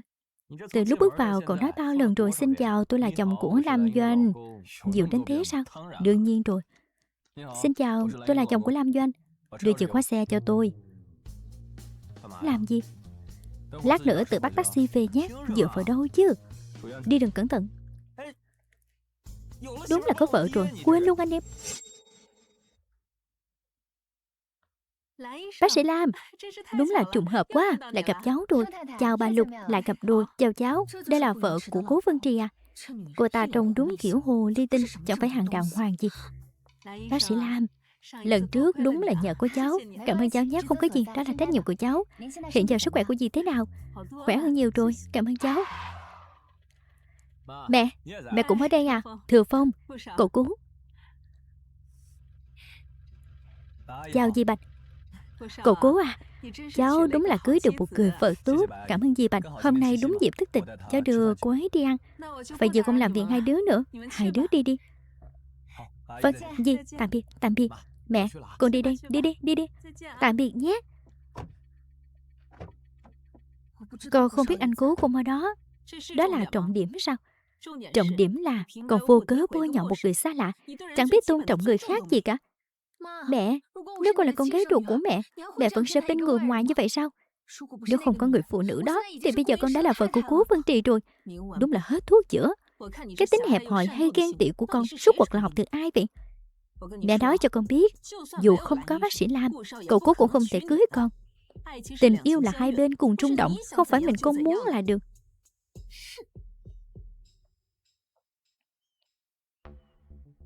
Thừa Phong à, mẹ càng nhìn bác sĩ Lam càng thấy giống mẹ hồi còn trẻ. Con tìm người điều tra cô ấy đi. Tạm thời đừng nói chuyện này với cậu Cố, kẻo cậu ấy suy nghĩ nhiều.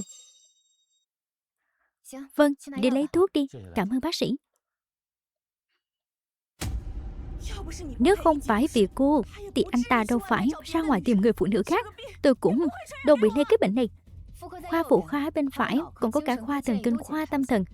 Tôi khuyên chị nên khám hết đi, tiện thể chữa luôn bệnh tâm thần. Lam Doanh, đừng quên, năm đó ba mẹ không cho cô học đại học là tôi ủng hộ cô đi học. Nếu không có tôi thì cô căn bản không thể ngồi ở đây. Thì sao chứ? Đồ vô ơn bạc nghĩa. Tôi chỉ bảo cô sinh một đứa con thôi, chứ có phải là sinh không không đâu. Gia đình trọng quan rất giàu có, anh ấy sao không bạc đãi cô và đứa bé? Lam Nguyệt, chị đúng là điên rồi. Đến giờ vẫn còn đi môi giới kiểu đó. Không tống chị vào tù đã là sự nhân từ cuối cùng của tôi rồi. Mời chị lập tức rời khỏi đây. Nếu không tôi sẽ gọi bảo vệ. Bảo vệ? Cô cứ đợi đấy. Cứ đợi đấy. Lam Danh, mày đã đối xử với tao như vậy thì đừng trách tao độc ác. Mẹ! Nguyệt, sao thế? Cãi nhau với chồng quan rồi à? Hay mẹ chồng con lại nói gì con? Mấy hôm nay vốn dĩ con thấy không khỏe. Tới vừa nãy con đến bệnh viện khám, không ngờ nó lại đuổi con ra trước mặt bao nhiêu người. Thật quá đáng. Con nhóc đó đúng là ngày càng quá quắt. Nguyệt, bây giờ mẹ sẽ đến bệnh viện với con, tìm con nhóc đáng ghét đó. Hôm nay xem mẹ dạy dỗ nó thế nào. Mẹ, bây giờ nó có tiền đồ rồi, chẳng nể mặt con chút nào. Nó còn định gọi bảo vệ đuổi con ra. Còn nhóc Lam Doanh ấy đúng là chẳng trông cậy được việc gì.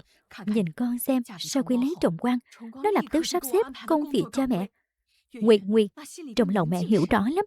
Con và trọng quan đều rất hiếu thảo. Mẹ, con chỉ cần nghe câu này là đủ rồi.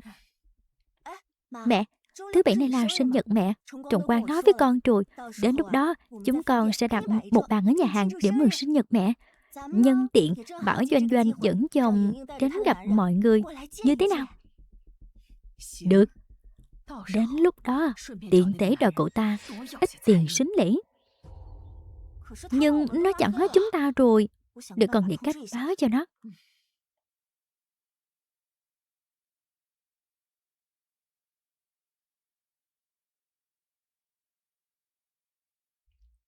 Doanh Doanh à, tuần này là sinh nhật mẹ, dẫn chồng em đến cùng nhé. Để tính sau đi, là phiền chị rồi. Lam Nguyệt vừa đến nhắn, nói thứ Bảy là sinh nhật mẹ em, muốn em dẫn anh đi ăn cùng. Em chẳng muốn đi. Sao lại không đi? Thứ Bảy, đúng lúc anh không có lịch bay. Để anh đi cùng em. Em chỉ lo mẹ em với Lam Nguyệt thôi. Hai người đó mà không gây chuyện mới lạ. Vậy càng tốt. Cho anh một cơ hội thể hiện đi. Trọng Quang, hôm nay là sinh nhật mẹ. Nào, mẹ mời con một ly. Chúc mẹ sinh nhật vui vẻ.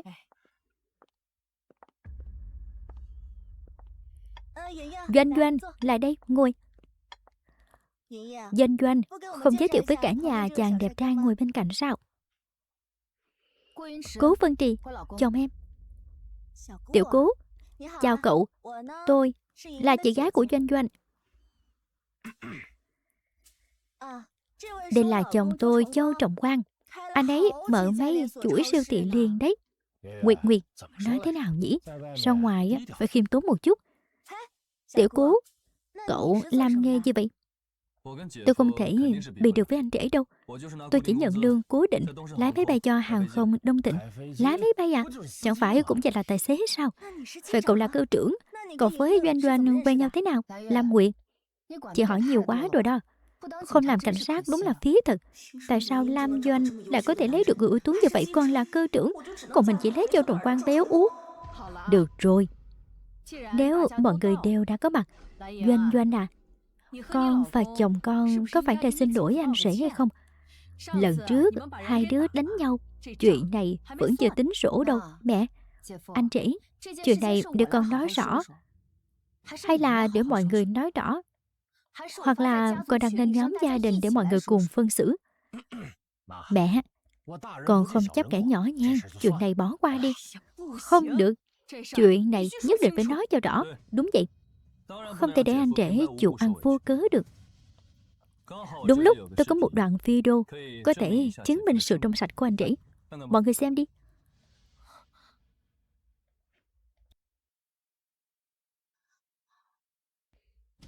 Mẹ vợ, anh rể, nếu mọi người muốn theo đuổi chuyện này đến cùng, tôi có thể báo cảnh sát xử lý. Tôi đã thông báo với luật sư của mình, chuẩn bị sẵn sàng ra tòa. Đối với việc vợ tôi bị quấy rối, tôi tuyệt đối không thể dùng thứ. Chẳng phải vì Lam Doanh cãi lời sao? Chỉ là giúp sinh một đứa con thôi mà. Nó cứ hết lần này đến lần khác từ chối. Trọng Quang thì có lỗi gì chứ? Bao năm nó vẫn luôn giúp nhà ta trả nợ. Còn sinh cho nó một đứa thì đã sao nào? Chẳng phải chỉ là sinh một đứa con thôi sao? Đây là lời mà một người mẹ có thể nói sao? Sao bà không tự sinh cho anh ta đi? Cậu, đủ rồi. Giờ thì tôi hiểu rồi. Tôi chưa từng đối xử tệ với nhà họ Lam. Tôi đã nhận bộ hết mức rồi. Chỉ bảo cô ta sinh cho tôi một đứa con thì có gì quá đáng. Còn cô, một đứa con cũng không đẻ được. 9 giờ sáng mai đến cục dân chính làm thủ tục ly hôn.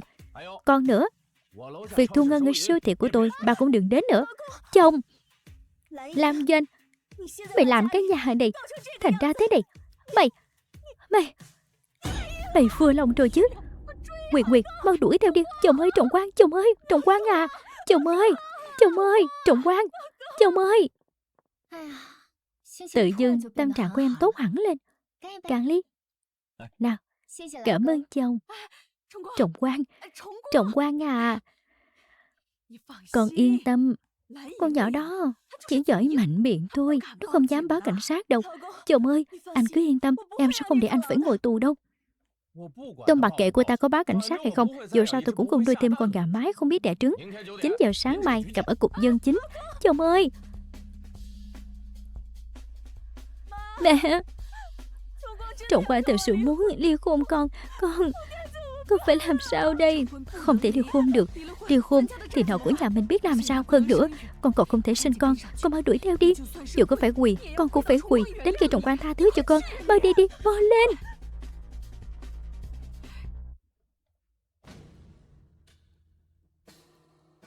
Lam Doanh, tao nói cho mày biết, tao nuôi mày khôn lớn. Mày phải mang về cho tao 1 triệu tệ. Không, 2 triệu tiền sính lễ.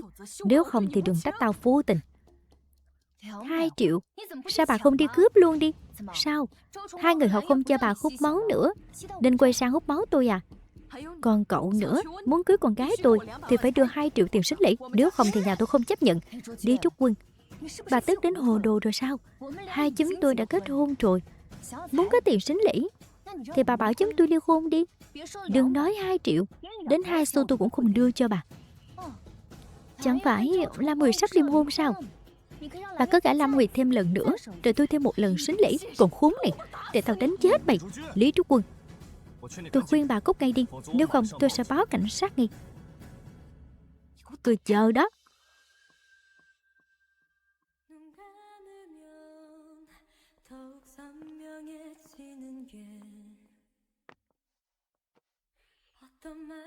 Đừng buồn, có anh ở đây. Trước đây em còn buồn, cứ nghĩ sao bà ấy tệ với em như vậy. Nhưng bây giờ thì không nữa. Nếu bà ấy không yêu em thì em cũng không yêu bà ấy nữa. Thế là được rồi.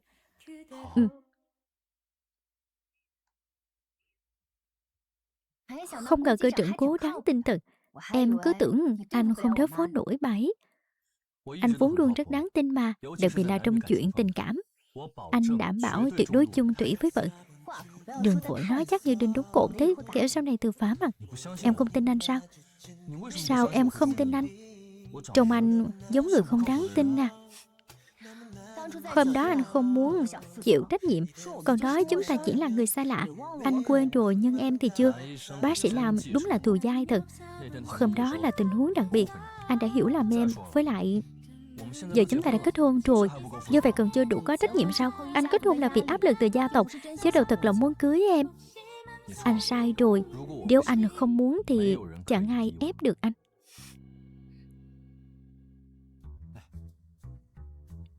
Đặc biệt gọi tôi tới đây, có chuyện gì vậy? Nghe nói có vấn đề về nhân sự. Vợ à, đợi anh một chút, anh đi rồi quay lại ngay. Vợ? Lẽ nào cô ta là vợ của cơ trưởng Cố? Chị là vợ của anh Cố phải không? Chào chị, tôi tên là Lương Tịnh Diêm, là tiếp viên hàng không. Từ khi vào hàng không Đông Thịnh, tôi vẫn luôn bay cùng cơ trưởng Cố. Rất vui được làm quen với chị. Chào cô. À mà, nóng quá à.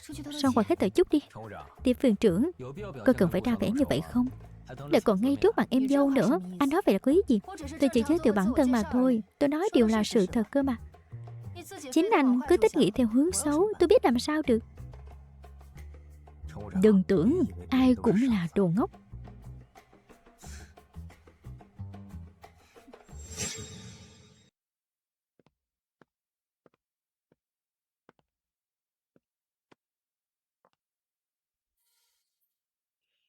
Sao thế? Ghen rồi à? Thừa Phong đã nói với anh rồi, anh và Lương Tịnh Di chỉ là đồng nghiệp, mỗi ngày đi làm chỉ gặp nhau một lần. Ngoài công việc thì không hề có gì. Cơ trưởng Cố của chúng ta vừa giỏi lại vừa đẹp trai, được ngưỡng mộ là chuyện bình thường. Thế thì anh còn nghe nói bác sĩ Lam là khoa khôi của bệnh viện, cũng có rất nhiều người theo đuổi. Vậy xem như chúng ta hòa nhau nhé. Anh đâu có ghen. Biết ghen rồi à? Xem ra công sức của mình không uổng phí. À đúng rồi, bên hãng hàng không nói người phụ trách trung tâm y tế hàng không đã từ chức, còn dẫn theo cả nhân sự nòng cốt. Ý của tập đoàn là muốn điều một số người từ bệnh viện Thánh Đức sang. Em nên chuẩn bị tâm lý trước đi. Không lẽ điều các em sao? Không loại trừ khả năng đó đâu. Nhưng ước mơ của em là trở thành một bác sĩ điều trị giỏi. Anh sẽ bảo họ loại em ra. Thôi cứ chấp hành sắp xếp vậy.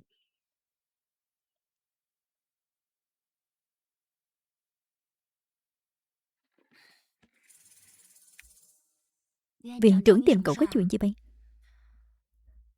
Viện trưởng nói là điều mình đến trung tâm y tế hàng không Đông Thịnh. Vậy chẳng phải chúng ta sẽ xa nhau sao? Đúng vậy. Biết làm sao đây? Nhưng viện trưởng nói lần này mình có thể dẫn theo vài người. Hơn nữa những người đó được thưởng 100.000, lương còn tăng thêm một nửa. Cái gì? Chế độ tốt vậy sao? Mình đi.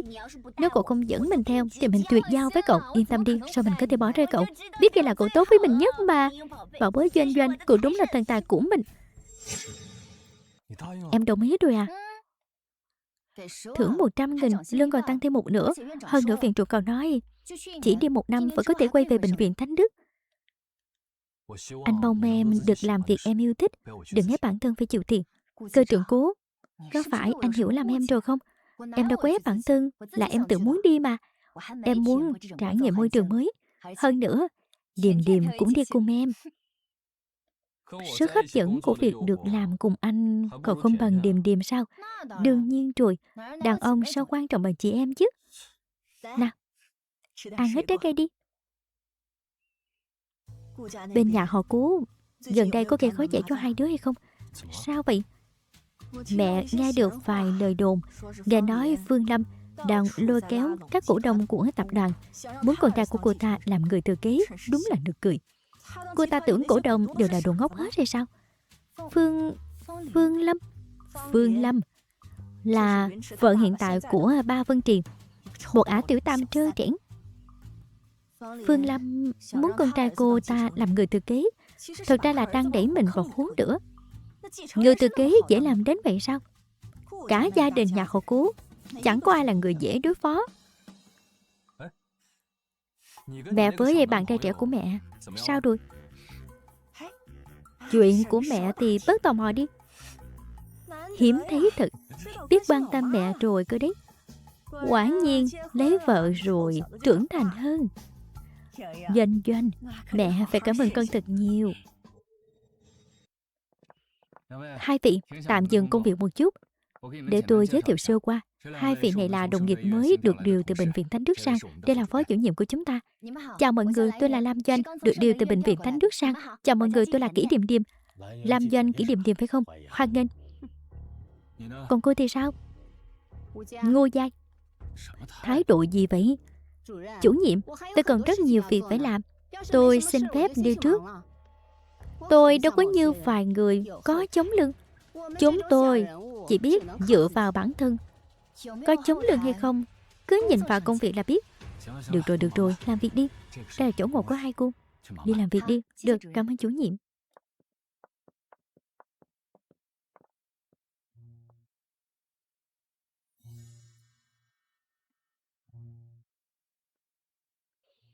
Alo. Anh nói sao cơ? Được, tôi đến ngay. Điềm Điềm, mình đi một lát. Chủ tịch, sáng nay bác sĩ Lam dẫn theo 3 bác sĩ đến trung tâm y tế hàng không nhận việc. Cứ quan sát trước đã. Nếu con bé vượt qua được kỳ đánh giá thì tôi sẽ công nhận nó là cháu dâu. Đã không có gia thế môn đăng hộ đối thì càng phải cố gắng hơn. Có vậy mới xứng với Vân Trì. Ba. Thưa chủ tịch, ngài cứ bận việc, tôi xin phép đi trước. Con nghe nói ba điều người phụ nữ đó làm phó chủ nhiệm trung tâm y tế hàng không. Chuyện quan trọng như vậy sao ba không bàn với con? Dù gì con cũng là cổ đông lớn. Cổ đông lớn cơ đấy. Chủ nhiệm trung tâm y tế hàng không nhảy sang tập đoàn hàng không khác. Nếu tôi còn không quản thì Đông Thịnh sớm muộn gì cũng sẽ bị cô làm sụp đổ. Ba, tôi nói cho cô biết Phương Lâm, người thừa kế đời sau của Cố thị, mọi con cháu của nhà họ Cố đều cạnh tranh công bằng, ai cũng có cơ hội. Đây không phải ngai vàng. Cho dù là ngai vàng thì cũng phải truyền cho người có năng lực nhất. Đừng tưởng tôi không biết, dạo gần đây cô liên lạc với các cổ đông để ủng hộ Vân Dực, đã khiến các cổ đông vô cùng bất mãn. Nếu cô còn dám làm chuyện này nữa thì tôi sẽ đuổi Vân Dực khỏi Cố thị. Ba nói vậy là có ý gì? Chẳng lẽ ba định giao tập đoàn Cố thị cho kẻ đã cắt đứt quan hệ với chúng ta, đồ phong ân bội nghĩa đó? Hỗn sự. Dù sao nó cũng là cháu nội của tôi, nó còn chẳng nhận ba nữa, vậy sao ba vẫn nhận nó? Cút ngay cho tôi. Từ nay không có sự cho phép của tôi thì không được bước vào đây nữa bước. Sớm muộn gì tôi cũng bị cô ta chọc tức chết.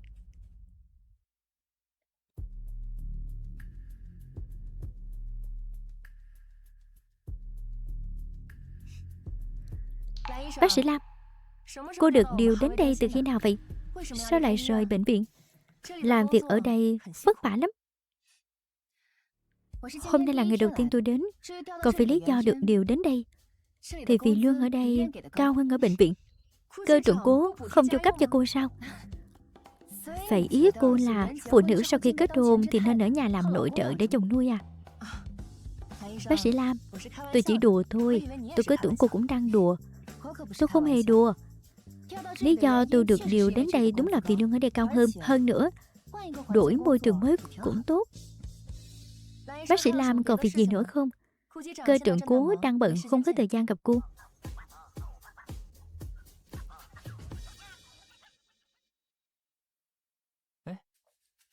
Bên ngoài xảy ra chuyện gì vậy? Để tôi ra xem.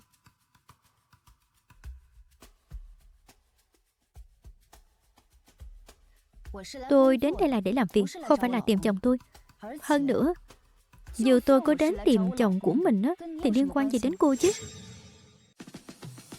Hơn nữa, dù tôi có đến tìm chồng mình thì có liên quan gì đến cô? Có cần cô quản không? Tiếp viên trưởng, có chuyện gì vậy? Cơ trưởng Cố, bác sĩ Lam đột nhiên chạy tới. Em cứ tốt nói là anh đang bận. Không ngờ cô ấy lại nổi giận. Tiếp viên trưởng, cô lấy quyền gì cản vợ tôi không cho cô ấy gặp tôi? Cô đã hỏi ý kiến tôi chưa?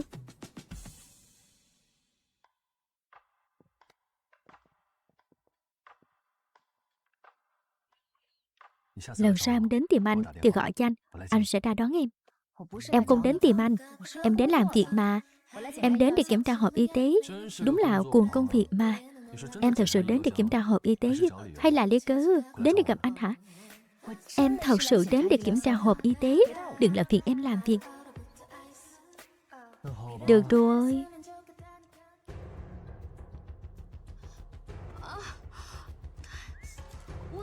Đau bụng quá. Cô sao vậy? Đau ở đâu? Để tôi khám cho cô. Cơ trưởng Cố, em đau bụng quá.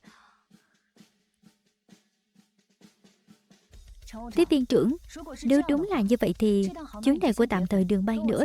Đưa theo tôi đến phòng y tế kiểm tra. Bác sĩ Lam nói đúng. Với tình trạng của cô nên đến phòng y tế hàng không kiểm tra, đợi sức khỏe khá hơn rồi hãy tính đến chuyện bay lại. Cơ trưởng Cố, em thấy đỡ nhiều rồi. Chắc là do trưa nay ăn trúng đồ hỏng. Em vào nhà vệ sinh một lát là được. Em vẫn có thể tiếp tục bay. Không được, tiếp viên trưởng. Cô quên quy định của chúng ta rồi sao? Tình trạng của cô không được phép bay. Mời cô xuống máy bay. Đi thôi.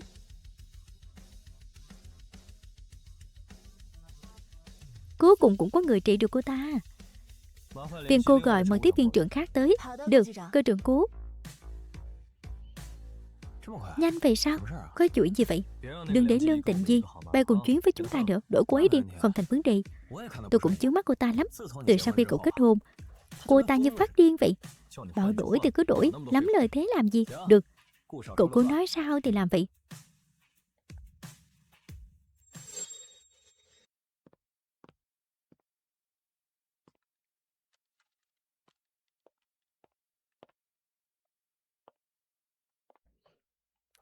Cơ trưởng Cố, đến thăm bác sĩ Lam à? Sao không vào ngồi? Bác sĩ Lam, chồng cô đến rồi. Sao lại đến đây? Chủ nhiệm, từ khi vợ tôi vào đây, cô ấy tăng ca mấy ngày liền. Hôm nay có thể nể mặt tôi để tôi đưa cô ấy về không? Bọn tôi mới cưới mà. Đương nhiên là được rồi. Bác sĩ Lam, đừng làm nữa. Về sớm đi. Công việc quan trọng đến đâu cũng không quan trọng bằng gia đình. Anh đừng có nghe anh ấy nói vậy. Cứ như trẻ con ấy, lớn thế này rồi. Ai không đứng đắn chứ? Anh chỉ nhớ vợ của anh mà thôi. Im miệng lại. Cũng muộn rồi, tôi không tán gẫu với hai người nữa. Tôi về trước đây, tôi phải về với vợ của tôi. Hai người cũng về sớm nhé. Tạm biệt nhé, tạm biệt. Dọn dẹp rồi về, đi. Đi thôi. Cơ trưởng Cố, anh đến từ lúc nào vậy? Anh đến từ lúc nào thế? Đến khám sức khỏe à? Bác sĩ Ngô, chồng tôi đến đón tôi tan làm đó. Đúng vậy bác sĩ Ngô. Từ khi vợ tôi đến đây làm việc, cô ấy chẳng đối hòa gì đến tôi. Cô ấy không chịu về nhà nên tôi đành đến đón. Đi thôi, đi.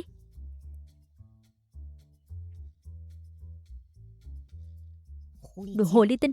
Bảo sao cô cứ nhắm vào Doanh Doanh. Hóa ra là thích cơ trưởng Cố. Cô nói linh tinh gì thế? Cô giấu được người khác chứ không qua mắt được tôi đâu. Cả cô tiếp viên trưởng họ Lương kia chắc cũng biết cô thích anh Cố nhỉ. À, cũng đúng. Nếu cô ta mà biết thì chắc xé xác cũng mất. Im miệng đi. Không có chuyện đó đâu. Nếu cô dám nói bậy trước mặt Tịnh Di, tôi sẽ xé nát cái miệng của cô. Đến đây đi, thích thì cứ xé. Xem cô có bản lĩnh xé miệng tôi không, hay để tôi đánh cô thành đầu heo trước.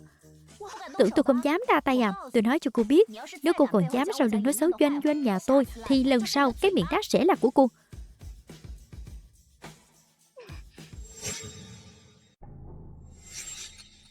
Mẹ, sao ngày nào mẹ cũng nấu mì cà chua trứng cho con vậy? Mẹ biết rõ con ghét ăn mì nhất mà. Mẹ cố tình phải không? Lam Nguyệt, ngày nào con cũng trốn ở trong nhà, chỉ chờ mẹ giặt giũ, nấu cơm hầu hạ con. Con tưởng mình là công chúa à, còn đòi sơn hào hái vị nữa. Cô không thấy ngại hay sao? Mẹ, giờ con chẳng còn giá trị lợi dụng nữa, nên mẹ nhìn con kiểu gì cũng chướng mắt. Giờ thì con hiểu rồi. Trong mắt mọi người, con cái chỉ là công cụ mưu cầu lợi ích. Đồ con bất hiếu, uổng công trước đây mẹ cứ tưởng con là đứa con ngoan ngoãn hiểu chuyện nhất. Giờ mới biết trước đây con chỉ giả vờ. Con nói sai sao? Trước đây mẹ đối với Lam Doanh thế nào thì bây giờ mẹ đối xử với con y như vậy. Đưa tại mẹ vô dụng, mẹ đi tìm người phụ nữ khác sinh con đi. Mẹ biết tìm đâu ra người chịu sinh chứ. Chính vì mẹ không sinh được con trai nên mới ra nông nổi này, lại sinh ra hai đứa con gái vô tích sự. Đúng là số mẹ quá khổ mà. Đi đến nhà họ Châu và quỳ 3 ngày 3 đêm cho mẹ. Còn không đi gặp anh ta đâu. Mẹ buông con ra, còn không đi. Mẹ.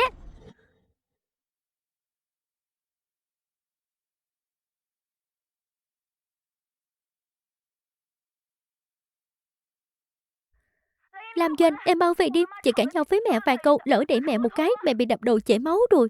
Vậy thì gọi cấp cứu đi. Gọi cho tôi làm gì chứ? Chị sợ tốn tiền mà. Chị nghĩ em là bác sĩ, em xử lý được thì tốt nhất, phải làm sao đây? Máu chảy nhiều quá, không phải chết thật rồi chứ. Đợi xe cấp cứu đi. Alo 120 phải không? Phiền các anh đến khu Tây Tùng Tháp Sơn số 1. Có một bệnh nhân đang xuất huyết nhiều, tình trạng khá nguy kịch. Được, chúng tôi đến ngay. Cảm ơn.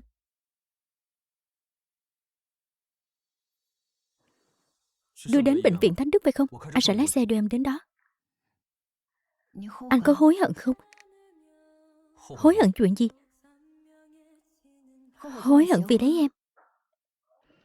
Điều kiện của anh hoàn toàn có thể cưới một người tốt hơn, môn đăng hộ đối với gia đình anh, chứ không phải người như em. Có một gia đình rối ren đến thế. Vậy anh hỏi em một câu nhé. Thế nào mới được gọi là một người phụ nữ tốt hơn? Con gái nhà giàu chắc chắn sẽ tốt hơn sao? Anh lại không nghĩ vậy. Anh thấy họ rất giả tạo, không biết đồng cảm, cũng chẳng có lòng trắc ẩn. Có vài người thích anh cũng chỉ vì thân phận của anh, chứ không thật lòng yêu con người anh. Nhưng lúc chúng ta kết hôn, đâu phải vì yêu nhau. Còn anh là vì tình yêu. Anh cũng tin ngày đó em cũng vậy. Đi thôi, anh đưa em đến bệnh viện.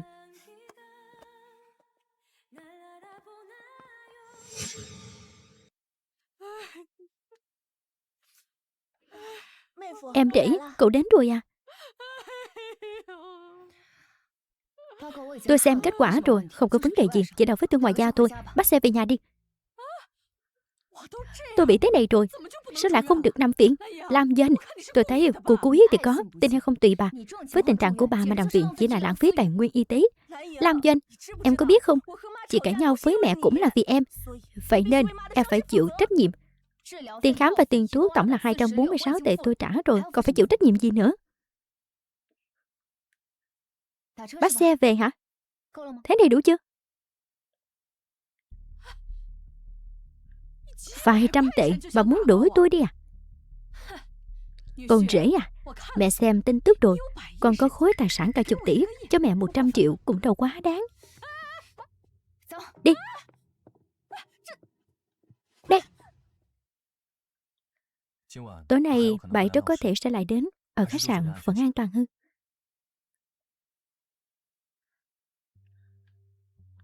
Chính nơi này.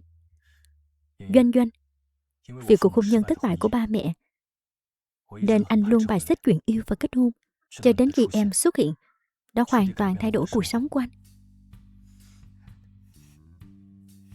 Cảm ơn em. Vợ à, đây là nơi duyên phận chúng ta bắt đầu. Anh vẫn luôn giữ lại căn phòng này, chỉ mong đến một ngày nào đó được đưa em đến đây để ôn lại kỷ niệm. Hay là nhân cơ hội này chúng ta nghiên cứu chuyên sâu chút nhé. Muộn lắm rồi, mai em còn phải dậy sớm đi làm. Anh hứa giải quyết nhanh gọn, chắc chắn không làm lỡ thời gian của em. Nhanh gọn thì còn gì thú vị nữa. Vậy thì đánh lâu dài. Em muốn bao lâu thì bấy lâu, đảm bảo không trễ. Cứ phải trễ mới được. Tháp điều khiển, xin phép cất cánh. Phê duyệt có điều kiện. Để em điều khiển. Đây là lần thứ bao nhiêu rồi tôi đã bảo anh bớt uống rượu đi, đừng mong tôi sửa số liệu giúp anh nữa. Lỡ bị người ta điều tra thì sao?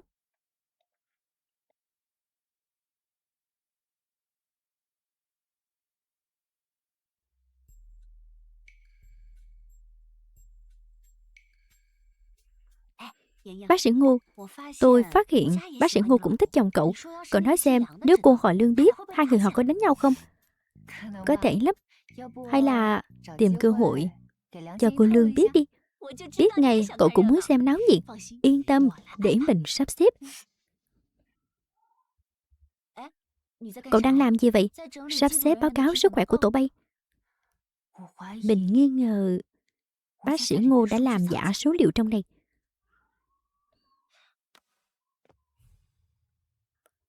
Cậu xem này. Số liệu của Trương Học Bân này chuẩn đến mức không giống số liệu của người thật chút nào. Thật luôn. Hơn nữa, mục nào cũng giống hệt nhau. Doanh, sao cậu phát hiện ra vậy? Thật ra trước đây có một lần, trước khi Trương Học Bân thực hiện chuyến bay, mình đã ngửi thấy mùi rượu. Cộng thêm cuộc điện thoại của bác sĩ Ngô, cậu có nghe thấy không? Mùi rượu. Bác sĩ Ngô chẳng lẽ là đã làm giả kết quả khám? Khó mà nói, nhưng chắc chắn là có vấn đề. Lát nữa chủ nhiệm Trịnh sẽ đến gặp mình sẽ nhờ anh ấy xem luôn. À đúng rồi, cậu cũng giúp mình sắp xếp lại báo cáo của các cơ trưởng khác được. Bác sĩ Lam, chủ nhiệm đến đúng lúc lắm. Phiền anh xem giúp tôi báo cáo này. Anh xem số liệu của Trương Học Bân này, mọi chỉ số của anh ta đều quá chuẩn, không giống số liệu của người thật. Nhưng cơ trưởng này đâu phải là người mấy. Đúng là chuẩn thật. Theo lý mà nói, người bình thường ít nhiều cũng sẽ có chút vấn đề. Không chỉ có vậy, báo cáo kiểm tra định kỳ của anh ta cũng chuẩn đến bất thường, ngay cả số liệu cũng giống hệt nhau. Ý cô là ở trung tâm y tế hàng không của chúng ta có người làm giả số liệu khám sức khỏe. Trước đây từng có một lần, trước khi anh ta thực hiện chuyến bay, tôi đã ngửi thấy mùi rượu. Bác sĩ Lam, sắp xếp lại toàn bộ tài liệu này đi. Lát nữa đi với tôi đến trụ sở chính, báo cáo tình hình này với chủ tịch. Tập đoàn Cố Thị. Chủ tịch.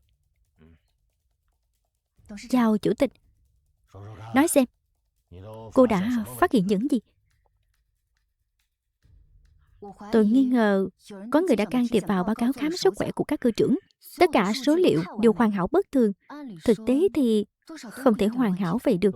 Thưa chủ tịch, không chỉ có vậy, toàn bộ hồ sơ khám sức khỏe do vị chủ nhiệm cũ phụ trách đều đã thất lạc. Tôi nghĩ đây không phải là trùng hợp. Đối với một hãng hàng không, sức khỏe của các cơ trưởng rất quan trọng. Bởi vì anh ta đang nắm giữ sinh mạng của toàn bộ hành khách trên chuyến bay, mà sinh mạng của những hành khách ấy chính là huyết mạch của hãng hàng không. Xem ra, có kẻ đang nhắm vào chúng ta rồi. Bất kể là ai và vì mục đích gì mà làm những chuyện này thì cũng quá độc ác. Là một bác sĩ, mình tuyệt đối không cho phép chuyện như vậy xảy ra trước mắt mình. Chủ tịch, tôi xin phép được kiểm tra lại toàn diện cho toàn bộ thành viên tổ bay, bởi các bác sĩ của bệnh viện Thánh Đức. Ngoài khỏi ra, tôi không tin ai khác. Được. Cô cần thì cứ nói với chủ nhiệm Trịnh. Đợt khám sức khỏe này nếu phát hiện có thành viên tổ bay không đạt chuẩn thì cho thôi việc này. Vâng, thưa chủ tịch. Vậy thì chúng tôi xin phép ra ngoài trước, đi. Vân Trị đúng là có mắt nhìn. Giá mà Con bé này là thiên kim của nhà họ Lục thì tôi biết mấy. Như vậy thì cuộc hôn nhân này sẽ môn đăng hộ đối. Lam Doanh, đứng lại cho tôi. Cô đến đây làm gì? Đừng tưởng ông ấy giao trung tâm y tế cho cô phụ trách là coi trọng cô. Chỉ là một bác sĩ bình thường mà tham vọng cũng không nhỏ, còn muốn nhúng tay vào cơ nghiệp cố gia. Cảm ơn bà đã đánh giá tôi cao như vậy. Nhưng tôi chỉ là người làm công thôi. Đã nhận lương thì phải làm việc cho tốt. Đối với cơ nghiệp của nhà họ Cố, tôi không hề có hứng thú. Không có thì tốt. Tôi nói cho cô biết, cho dù cô đã đăng ký kết hôn với Vân Triện thì tôi cũng không thừa nhận cô. Thiên kim nhà họ Lục, Lục Nguyên Nguyên mới là người thích hợp làm dâu Cố gia. Chuyện kết hôn của hai chúng tôi không cần bất kỳ ai công nhận. Nếu không còn chuyện gì khác, tôi xin phép đi trước. Trung tâm y tế hàng không còn rất nhiều việc đang chờ tôi xử lý. Tiện thể tôi nói thêm một câu. Bà cũng có tuổi rồi, nên chú ý dưỡng gan. Nóng giận quá dễ hại sức khỏe lắm.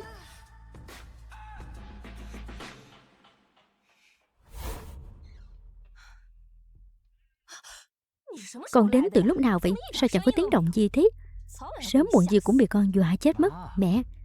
Mẹ uống thuốc súng à? Sao vậy? Công việc gặp chuyện gì rồi à? Lại đụng phải vợ của Cố Vân Trị. Cái miệng sắc bén lắm, không phải là dạng dễ đối phó. À phải rồi, thiên kim nhà họ Lục chẳng phải đã hứa sẽ liên hôn với Vân Trì sao? Ai ngờ Vân Trì lại cưới người khác. Con nói xem, con có nên gặp cô Lục đó không con ấy à? Con không thèm đâu. Đồ anh con bỏ đi, con không cần. Đồ bỏ gì chứ? Vân Trì kết hôn rồi, con cũng chỉ kém nó 1 tuổi, cũng đã đến lúc rồi. Nếu có thể liên hôn với nhà họ Lục, họ sẽ trở thành đồng minh của chúng ta. Có sự hậu thuẫn của nhà họ Lục, con còn sợ tập đoàn Cố Tiện thoát khỏi lòng bàn tay của mình sao? Ý hay đấy, mẹ. Con cũng chẳng thiệt gì. Mẹ, vậy mẹ cứ sắp xếp đi. Con cũng chẳng thiệt. Nếu mà con cưới được thiên kim nhà họ Lục thì cả nhà họ Cố sẽ là của con rồi. Đương nhiên rồi. Được, chiều nay mẹ sẽ liên lạc với bà Lục. Chị Lục, Vân Tổng đến rồi. Tôi muốn hẹn chị uống trà chiều lâu rồi, chỉ là ngại không biết đối mặt thế nào. Vợ chồng tôi đều rất quý Nguyên Nguyên nhà chị. Thật lòng mong con bé làm dâu nhà tôi. Chỉ tiếc là Vân Trì lại bị con hồ ly tinh đó mê hoặc. Một bác sĩ mà cũng dám mơ cao. Bác sĩ thì có việc không tốt. Con người ai cũng phải ăn uống, sớm muộn gì cũng có lúc cần khám bệnh. Tôi nói có đúng không, Cố phu nhân? Thì hay tôi nói luôn mục đích hôm nay nha, chị Lục. Vợ chồng tôi thật lòng rất mong con gái chị Nguyên Nguyên sẽ làm con dâu nhà chúng tôi. Ngoài Vân Trì ra, nhà tôi còn có Vân Dực. Chị thấy có nên để Nguyên Nguyên đi ăn một bữa với Vân Dực không? Chuyện này tôi phải về bàn với con bé trước đã. Được, vậy chị cứ bàn với con bé, tôi đợi tin của chị. Vậy thì tôi xin phép về trước nha. Không biết bác sĩ Lam đang làm gì nhỉ? Dạo này mình cứ hay nhớ đến cô ấy.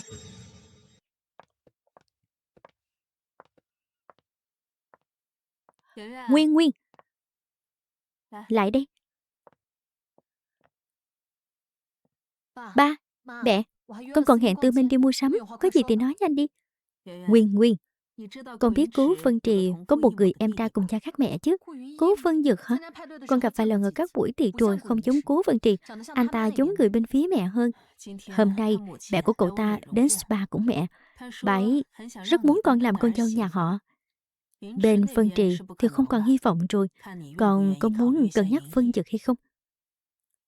Cố Vân Dực này dù gì cũng là con cháu nhà họ Cố.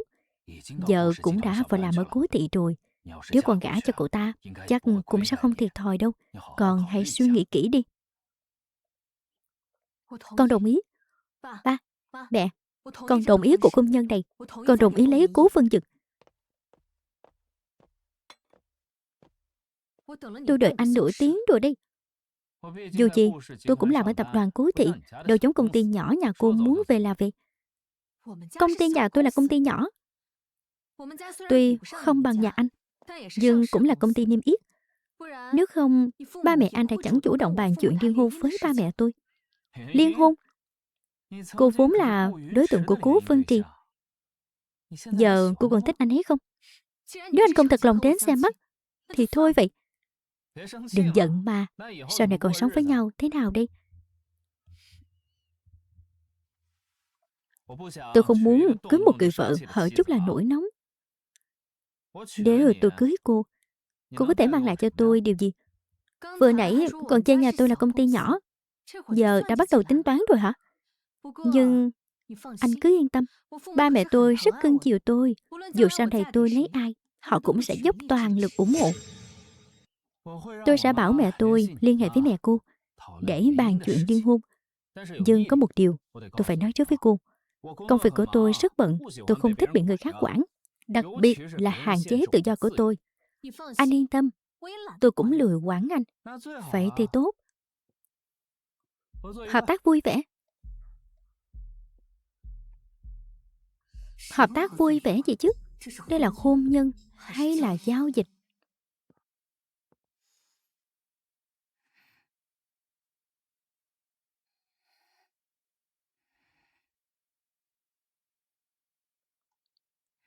Sao lại đến đây?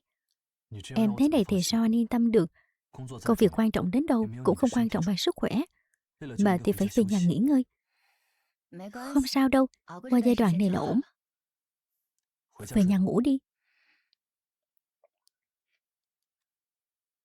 Giờ đã 1 giờ sáng rồi, 4 giờ em còn phải khám sức khỏe. Giờ về nhà chắc chắn không kịp nữa. Anh đừng lo cho em nữa, em chợp mắt ở đây 1 lát là được.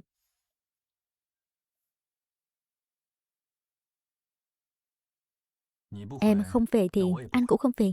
Anh sẽ ở đây với em.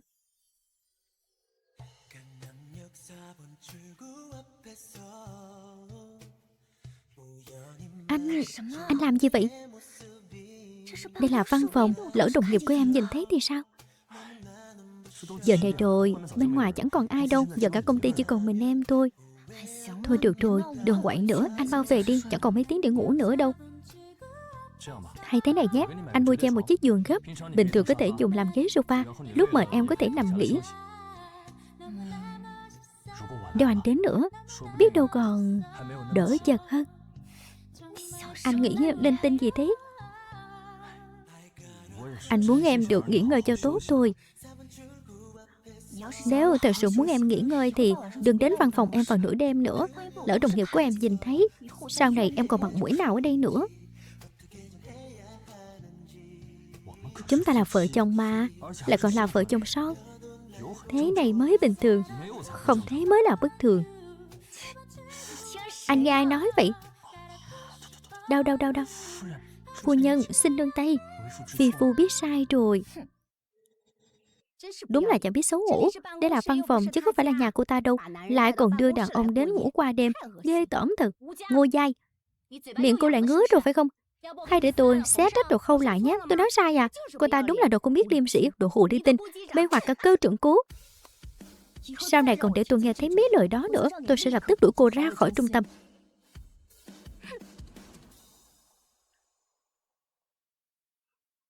Đáng lẽ cô nên tát cô ta từ lâu rồi, không thì cô ta ngày càng ngông cuồng. Dạo trước bận quá, chẳng có thời gian để ý đến cô ta. À đúng rồi, cậu tiếp tục để ý đến cô ta đi. Xem cô ta có giở trò gì nữa không. Được, mình nhất định cho cô ta một bài học, khỏi bị đặt vu khống người khác nữa. Được rồi, làm việc đi.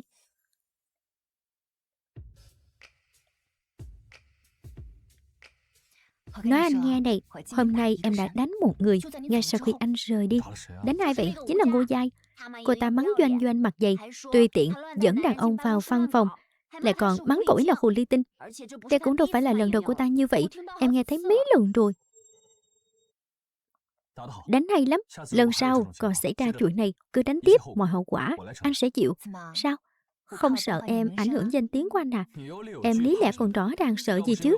Nếu không phải vì phép tắc của anh không cho phép anh ra tay với phụ nữ, thì anh đã tự tay mình ra tay cho cô ta biết thế nào là lễ độ.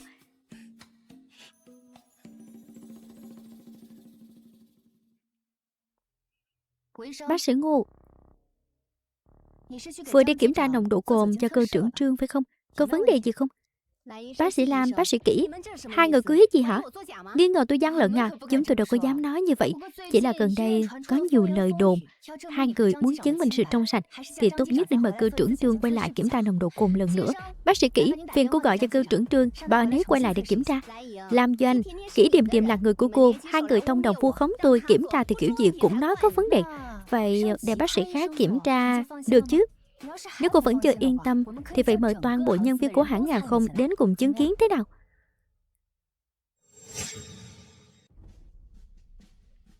Bác sĩ Ngô không dám hay sao?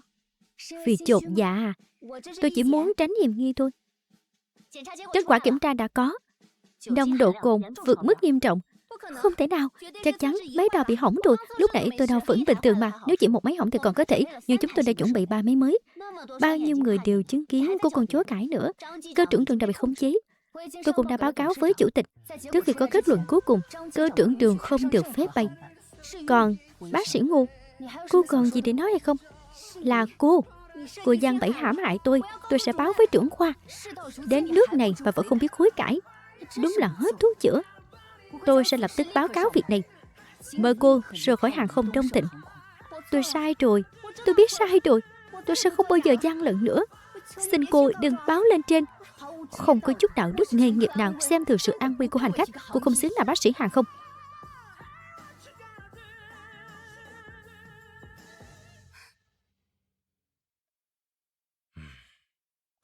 Xem ra đây không phải lần đầu xảy ra chuyện này.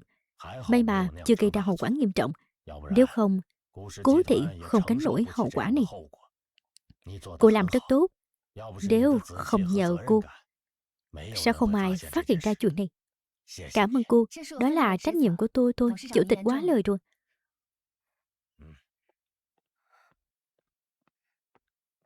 Chủ tịch, chuyện này... Lại đây cháu gái. Ngồi xuống rồi nói.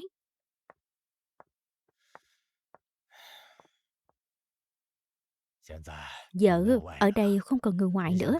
Nếu cháu muốn đổi cách xưng hô ta đồng ý. Lúc trước khi phân trì cưới cháu, ông đúng là đã không đồng ý. Nhưng bây giờ ông đã nhận ra thằng bé rất có mắt nhìn người. Cháu đúng là rất ưu tú, điềm đạm và đáng tin cậy. Hai đứa rất xứng đôi. Ông vì thái độ trước đây muốn nói với cháu một câu xin lỗi. Cháu tha lỗi cho ông nhé. Ông ơi, bây giờ Vân Trì đã có cháu, ông cũng yên tâm rồi. Nghe nói tình cảm của hai đứa rất tốt. Vậy thì phải cố gắng sớm sinh cho một chắc trai nhé.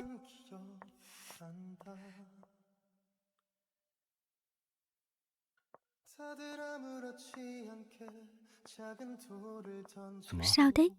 Ông mắng em à? Không có. Ông không mắng em đâu. Ông đã chấp nhận em rồi.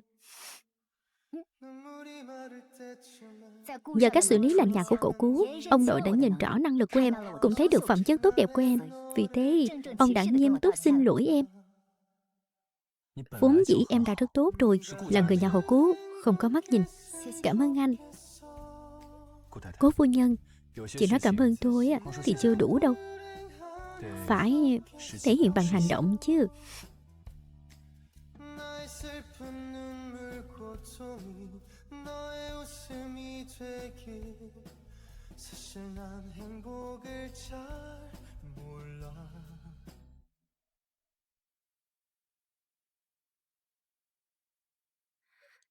Sao trông anh buồn rầu vậy?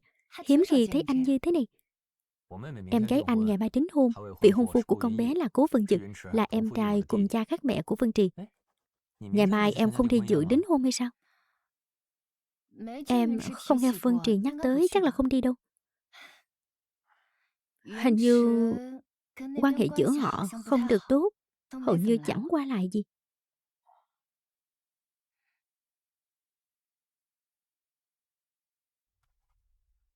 Giá mà em là em gái của anh thì tốt rồi. À, đúng rồi. Ba mẹ em làm nghề gì vậy? Ba mẹ em chỉ là người bình thường thôi. Em còn có một chị gái cũng giống em, đều là người bình thường. Xin lỗi, anh không quý gì đâu, chỉ tiện hỏi thôi. Không sao, không có gì là mạo phạm cả. Chỉ là Em luôn không hòa hợp với gia đình, nên không thích nhắc đến. Tính cách của em tốt như vậy, chắc chắn không phải lỗi của em. Em cũng thấy không phải là lỗi của mình. Có lẽ là mỗi người một cách yêu thương. Ngay cả cha mẹ khi đối xử với con cái cũng sẽ có được sự thiên vị. Em chỉ là đứa con không được thiên vị. Huyết áp của anh bình thường.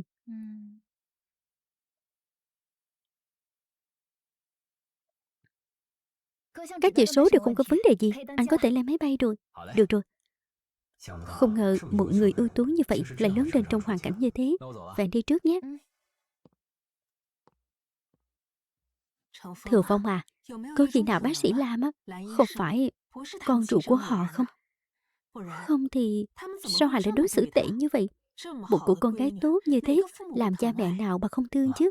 Mẹ, mặc dù bà còn nói cô ấy là con dâu của nhà họ Cố, nhưng mà ngay từ lần đầu gặp bác sĩ Lam, mẹ đã thấy vô cùng thân thiết, cứ như đã quen biết từ lâu rồi. Mẹ, con cũng có cảm giác như vậy, con cũng thấy sao? Mẹ, anh, hai người vẫn chưa ngủ à? Con có vài lời muốn nói với mẹ. Mẹ, con lên trước đi. Nguyên Nguyên, nói chuyện với mẹ cho đàng hoàng nhé. Có chuyện gì á thì nói đi. Mẹ, có phải vì con không phải là con ruột nên mẹ mới không thích con không?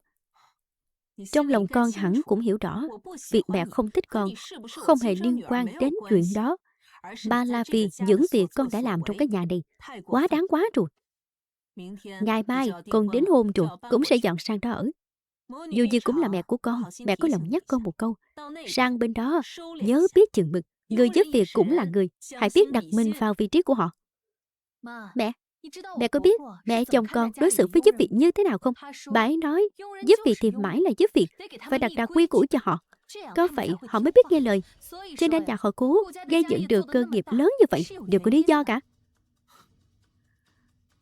Bây giờ mẹ mới hiểu vì sao bà Phương Lâm lại thích con đến thế. Hai người đúng là cùng quan điểm sống. Rất tốt. Con gả sang đó chắc chắn sẽ hạnh phúc. Mẹ chúc phúc cho con. Nhưng có một chuyện mẹ phải nói rõ với con. Đừng mong nhà họ Lục ủng hộ Cố Vân Dực. Sau này mọi người đừng liên lạc với nhau nữa. Lễ Tết cũng không cần con hỏi han. Mỗi người tự lo cuộc sống của mình đi. Vậy thì con cũng nói trước, sau này nếu công ty của mẹ gặp chuyện cần người giúp đỡ thì tuyệt đối đừng tìm đến con. Sẽ không có ngày đó đâu. Cho dù có đi nữa, chúng tôi thà phá sản cũng không cần con giúp đỡ. Rồi mọi người nhất định sẽ hối hận. Chào buổi sáng, ba. Chào buổi sáng, mẹ. Ba, mẹ, Nguyên Nguyên đâu? Cô chủ lúc 7 giờ đã mang theo 2 vali ra ngoài rồi. Cô ấy nhờ tôi chuyển lời với bà. Sau khi tiệc đính hôn trưa nay kết thúc, cô ấy sẽ ở lại nhà họ Cố. Đồ đạc ở nhà vài hôm nữa cô ấy sẽ cho người đến chuyển đi. À đúng rồi ba, tổ chức tiệc ở khách sạn nhà họ Cố nhỉ? Vậy thì con qua đó trước nhé. Đi đi. Con trai, còn bữa sáng thì sao? Thôi, con không ăn, về rồi tính. Đi thôi. Đi cái gì mà đi? Định đi đâu? Mấy người định bám theo tôi đến bao giờ? Tôi đã nói rất rõ với mấy người rồi. Chúng ta cắt đứt quan hệ rồi. Cắt đứt quan hệ à? Mẹ nuôi mày lớn, dựa vào đâu mà cắt đứt? Trừ khi đưa cho chúng tôi 5 triệu tỷ. Đi. Đi đâu? Mọi người ơi, mọi người, mau đến xem đi. Dâu trưởng nhà họ Cố bỏ rơi gia đình. Mọi người mau đến xem đi. Đúng là nực cười. Anh Cố, anh cưới một trò cười về nhà sao? Hôm nay em đính hôn với em trai của anh, Vân Trì. Dù sao chúng ta vẫn là người một nhà. Ai là người một nhà với cô?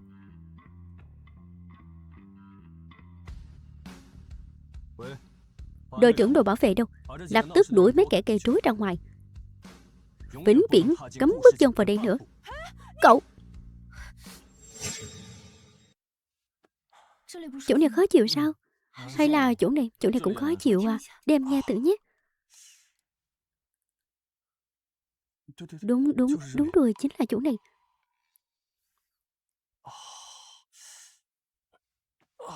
Cả phía dưới, này nữa, phía dưới. Đúng rồi.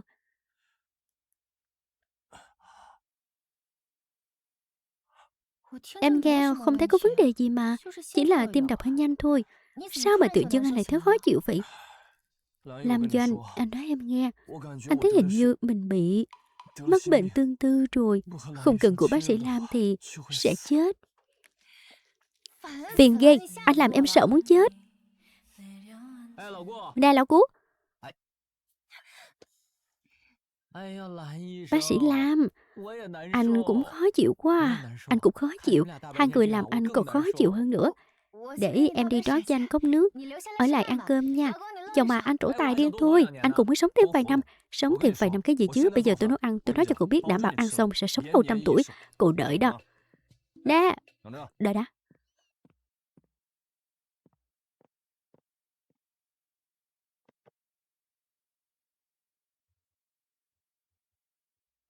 Thôi tôi không ăn đâu. Tôi đi đây. Ăn cơm xong hẳn đi chứ. Cố Vân Dực.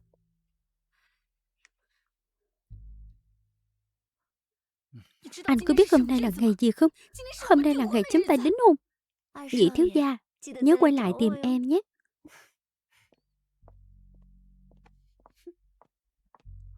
Đính hôn mà.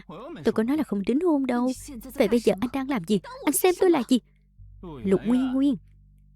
Nếu cô không phải là thiên kim nhà họ Lục, cô nghĩ tôi sẽ cưới cô sao? Ngay từ đầu tôi đã nói rõ với cô rồi. Tôi không thích bị người khác quản.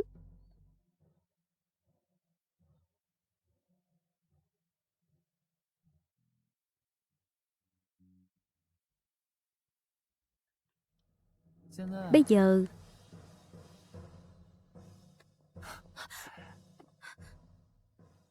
để cô ở đây với tôi.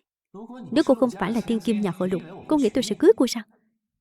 Chỉ cần gạo đã nấu thành cơm, nhà họ Cố sẽ không thể đổi ý nữa. Nguyên Nguyên càng ngày càng quá đáng, mặt nặng mày nhẹ với cả nhà. Con bé vốn vẫn thế, giờ bám được vào nhà họ Cố, lại càng lên mặt hơn. Ba, mẹ, con tìm thấy em gái rồi. Nha nha của mẹ. Nha nha của mẹ. Thừa Phong, con tìm được Nha nha rồi ư? Bác sĩ Lam chính là con gái của mẹ, cũng là em gái ruột của con đó.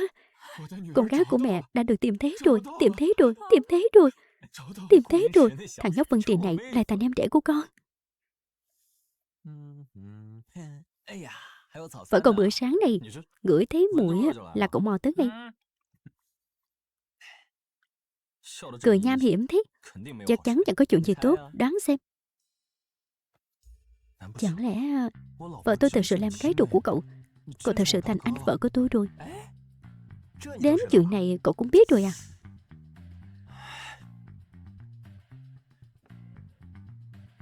Cậu nghiêm túc đấy chứ. Trước tiên tôi xin lỗi cậu nhé. Hôm đến nhà cậu hôm đó, tôi đã lấy một sợi tóc của em ấy để làm xét nghiệm ADN.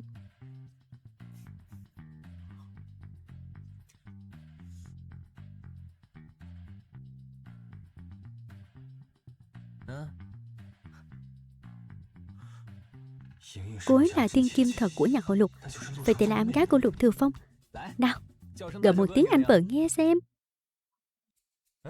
Chuyện nào ra chuyện nấy. Đừng mong tôi gọi cậu là anh vợ. Cậu không gọi thì vẫn là em trẻ của tôi. Nhưng nói chuyện chính đi. Thật ra tôi vẫn hơi lo Doanh Doanh. Không chấp nhận chuyện này. Vậy cậu định làm thế nào? Tôi có một người bạn là đội trưởng đội cảnh sát hình sự Giang Thành. Tôi muốn nhờ anh ấy giúp nói với em ấy, dù sao cũng tốt hơn. Vậy cậu nhớ nhắc người bạn đó, tốt nhất nên mặc thường phục, đừng dẫn theo cả đám mặc cảnh phục, kẻo làm Doanh Doanh sợ. Còn cần cậu phải nhắc sao? Tôi chỉ đến xin ý kiến của cậu mà thôi. Giận lại người thân là quyền của cậu, tôi không có quyền can thiệp, nhưng Doanh Doanh là vợ của tôi. Tôi sẽ bảo vệ cô ấy không để bất kỳ ai làm tổn thương. Cho dù cậu là người thân ruột thịt, cũng sẽ không được làm tổn thương cô ấy. Sao có thể làm tổn thương? Chúng tôi tìm em ấy bao năm nay chỉ là để bù đắp cho em ấy thôi. Thế còn Lục Nguyên Nguyên, cô ấy là con gái của nhà họ Lam. Mọi dấu hiệu đều cho thấy cô ấy rất giống ông Lam, không thể nhầm được. Nếu như hai người đổi lại vị trí, Doanh Doanh sẽ không bị quấy rầy nữa. Đó chưa hẳn không phải là chuyện tốt. Được thôi. Chiều nay tôi rảnh thế này, cậu hẹn người bạn đó lúc 5 giờ nhé. Tôi sẽ đợi ở trung tâm y tế hàng không. Cảm ơn. Vẫn là câu đó. Đừng mong tôi gọi cậu là anh vợ. Dù vậy thì cậu vẫn là em đẻ của tôi.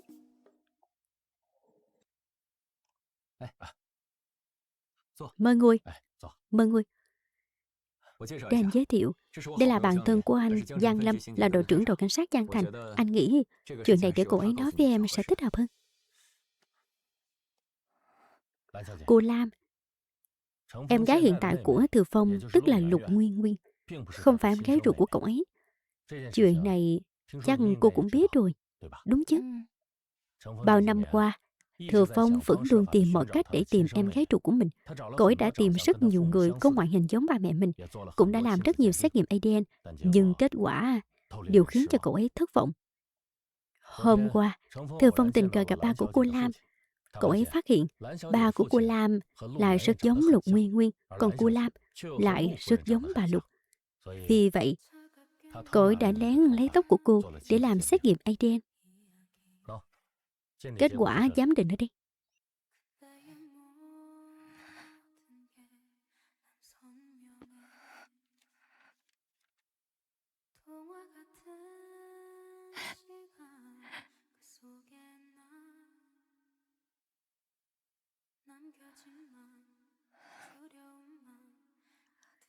Đã có rất nhiều lần mình từng nghi ngờ liệu mình có phải là con rùa không?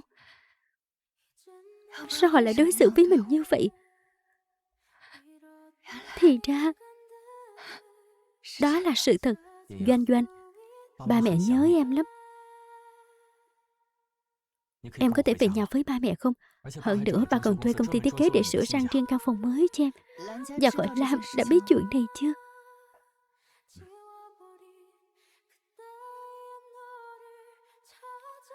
Em muốn mọi chuyện được giải quyết xong rồi mới gặp họ. Được, để anh sắp xếp.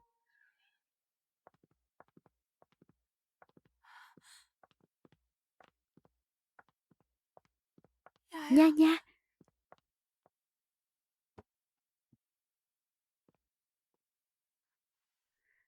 Không sao đâu. Con cứ gọi chú gì cũng được. Đời sau này rồi hãy gọi bố mẹ.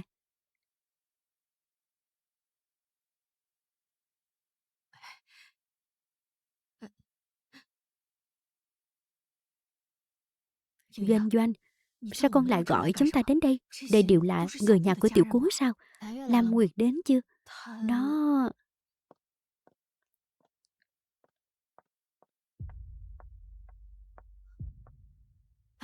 Mẹ, lại đây. Mù à? Đồ chết tiệt. Xin lỗi nhé, Nguyên Nguyên. Được rồi, mọi người đã có mặt đông đủ. Để tôi nói vài lời. Tôi là Giang Lâm, đội trưởng đội cảnh sát Giang Thành. Hôm nay mời mọi người đến đây là vì một vụ việc nhận lại người thân. Ông Lục và bà Lục tình cờ phát hiện Lục Nguyên Nguyên không phải là con gái ruột của họ. Kể từ đó, họ vẫn luôn tìm kiếm con ruột của mình. Cách đây không lâu, cuối cùng họ cũng đã tìm thấy. Con gái ruột của họ chính là Lam Doanh. Con đàn bà hèn bọn đó sao có thể là thiên kim thật của nhà họ Lục chứ? Cái gì? Lam Doanh là người nhà họ Lục sao? Thì ra, ngay từ đầu, chị đã biết chúng ta không phải là chị em ruột. Sao có thể chứ? Sao con bé là không phải là con của chúng tôi? Nếu Doanh Doanh là con gái của họ thì con gái của chúng tôi đâu? Nếu Doanh Doanh là con gái của họ thì con gái của chúng ta đâu? Không phải tôi. Sao tôi có thể là con của gia đình nghèo kiết xác như các người? Không, chắc chắn là không phải. Nguyên Nguyên, xét nghiệm ADN là sẽ biết thôi. Nhưng có một điều không thể nghi ngờ. Doanh Doanh là người nhà của chúng tôi. Con bé là con gái ruột của ba mẹ, cũng là em gái ruột của tôi. Tôi không làm. Tôi không phải là con của nhà họ Lam. Làm cái gì xét nghiệm ADN quấy quỷ đó? Các người không có quyền ép tôi. Lục Nguyên Nguyên, cô có quyền từ chối xét nghiệm ADN. Không ai có thể ép buộc cô. Đứng lại cho ta. Nguyên Nguyên, con là mẹ quá thất vọng. Mở miệng ra là nói người ta nghèo hèn, không biết tôn trọng là gì cả. Dù con có làm xét nghiệm ADN hay không, mẹ cũng sẽ không can thiệp. Nhưng mẹ phải nói rõ với con. Con gái ruột của mẹ đã tìm được rồi. Từ nay về sau, mẹ sẽ bù đắp cho con gái của mình. Còn con đã chuyển sang nhà họ Cố ở rồi. Từ nay về sau, đừng qua lại với chúng ta nữa. Được, tôi sẽ không làm phiền các người nữa.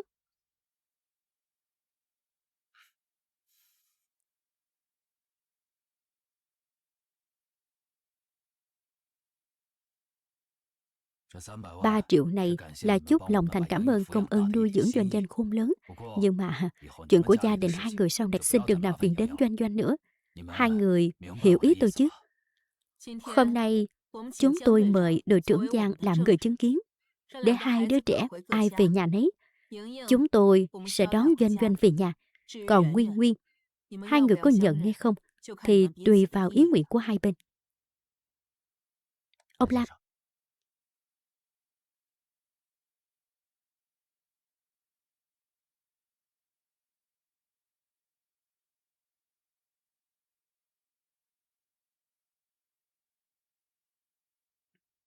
có một chuyện tôi vẫn luôn không hiểu. Thật sự chỉ là bế nhầm thôi sao? Từ nhỏ bà đã không thích tôi, không cho tôi đi học, không đóng học phí cho tôi, còn bắt tôi sinh con thay Lam Nguyệt. Bây giờ nghĩ lại, có phải vì tôi vốn không phải là con gái ruột nên bà mới đối xử với tôi như vậy? Lam Nguyệt, chị cũng biết đúng không? Lúc đầu tôi chỉ nhận ra thái độ của mẹ với chị có gì đó không đúng. Chị cũng không ngờ em thật sự là người nhà họ Lục. Bà cố ý tráo con gái của chúng tôi sao? Sao bà có thể độc ác đến như vậy hả? Bà cố ý tráo con gái của chúng tôi sao? Sao bà có thể độc ác đến như vậy? Tôi cũng không muốn đâu. Tôi không sinh được con trai. Tôi chỉ muốn đổi một đứa con trai. Đứa trẻ bà nhà các người coi trọng cũng chỉ là đứa con gái. Tôi thật sự không cố ý đâu. Tôi thấy bà đúng là điên rồi.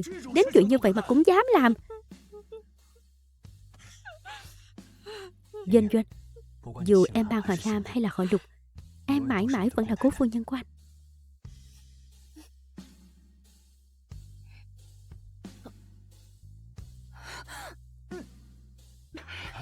Doanh Doanh, Doanh Doanh, em sao vậy? Chúc mừng cô có thai rồi, tình tự nhớ nghỉ ngơi nhiều hơn. Anh sắp được làm ba rồi, anh sắp được làm cậu rồi, mẹ sắp được làm bà ngoại rồi. Doanh Doanh, mẹ thật sự vui lắm. Chúng ta mất nhiều năm mới tìm được con. Bồng con đừng trách chúng ta. Con sẽ không trách mọi người đâu. Mẹ, Doanh Doanh, con chịu nhận ba mẹ rồi sao? Thật ra lúc đầu con chưa thể chấp nhận, nhưng con nhất định sẽ nhận ba mẹ. Doanh Doanh, ba sắp lên đây rồi. Biết tin này chắc chắn ba sẽ vui lắm.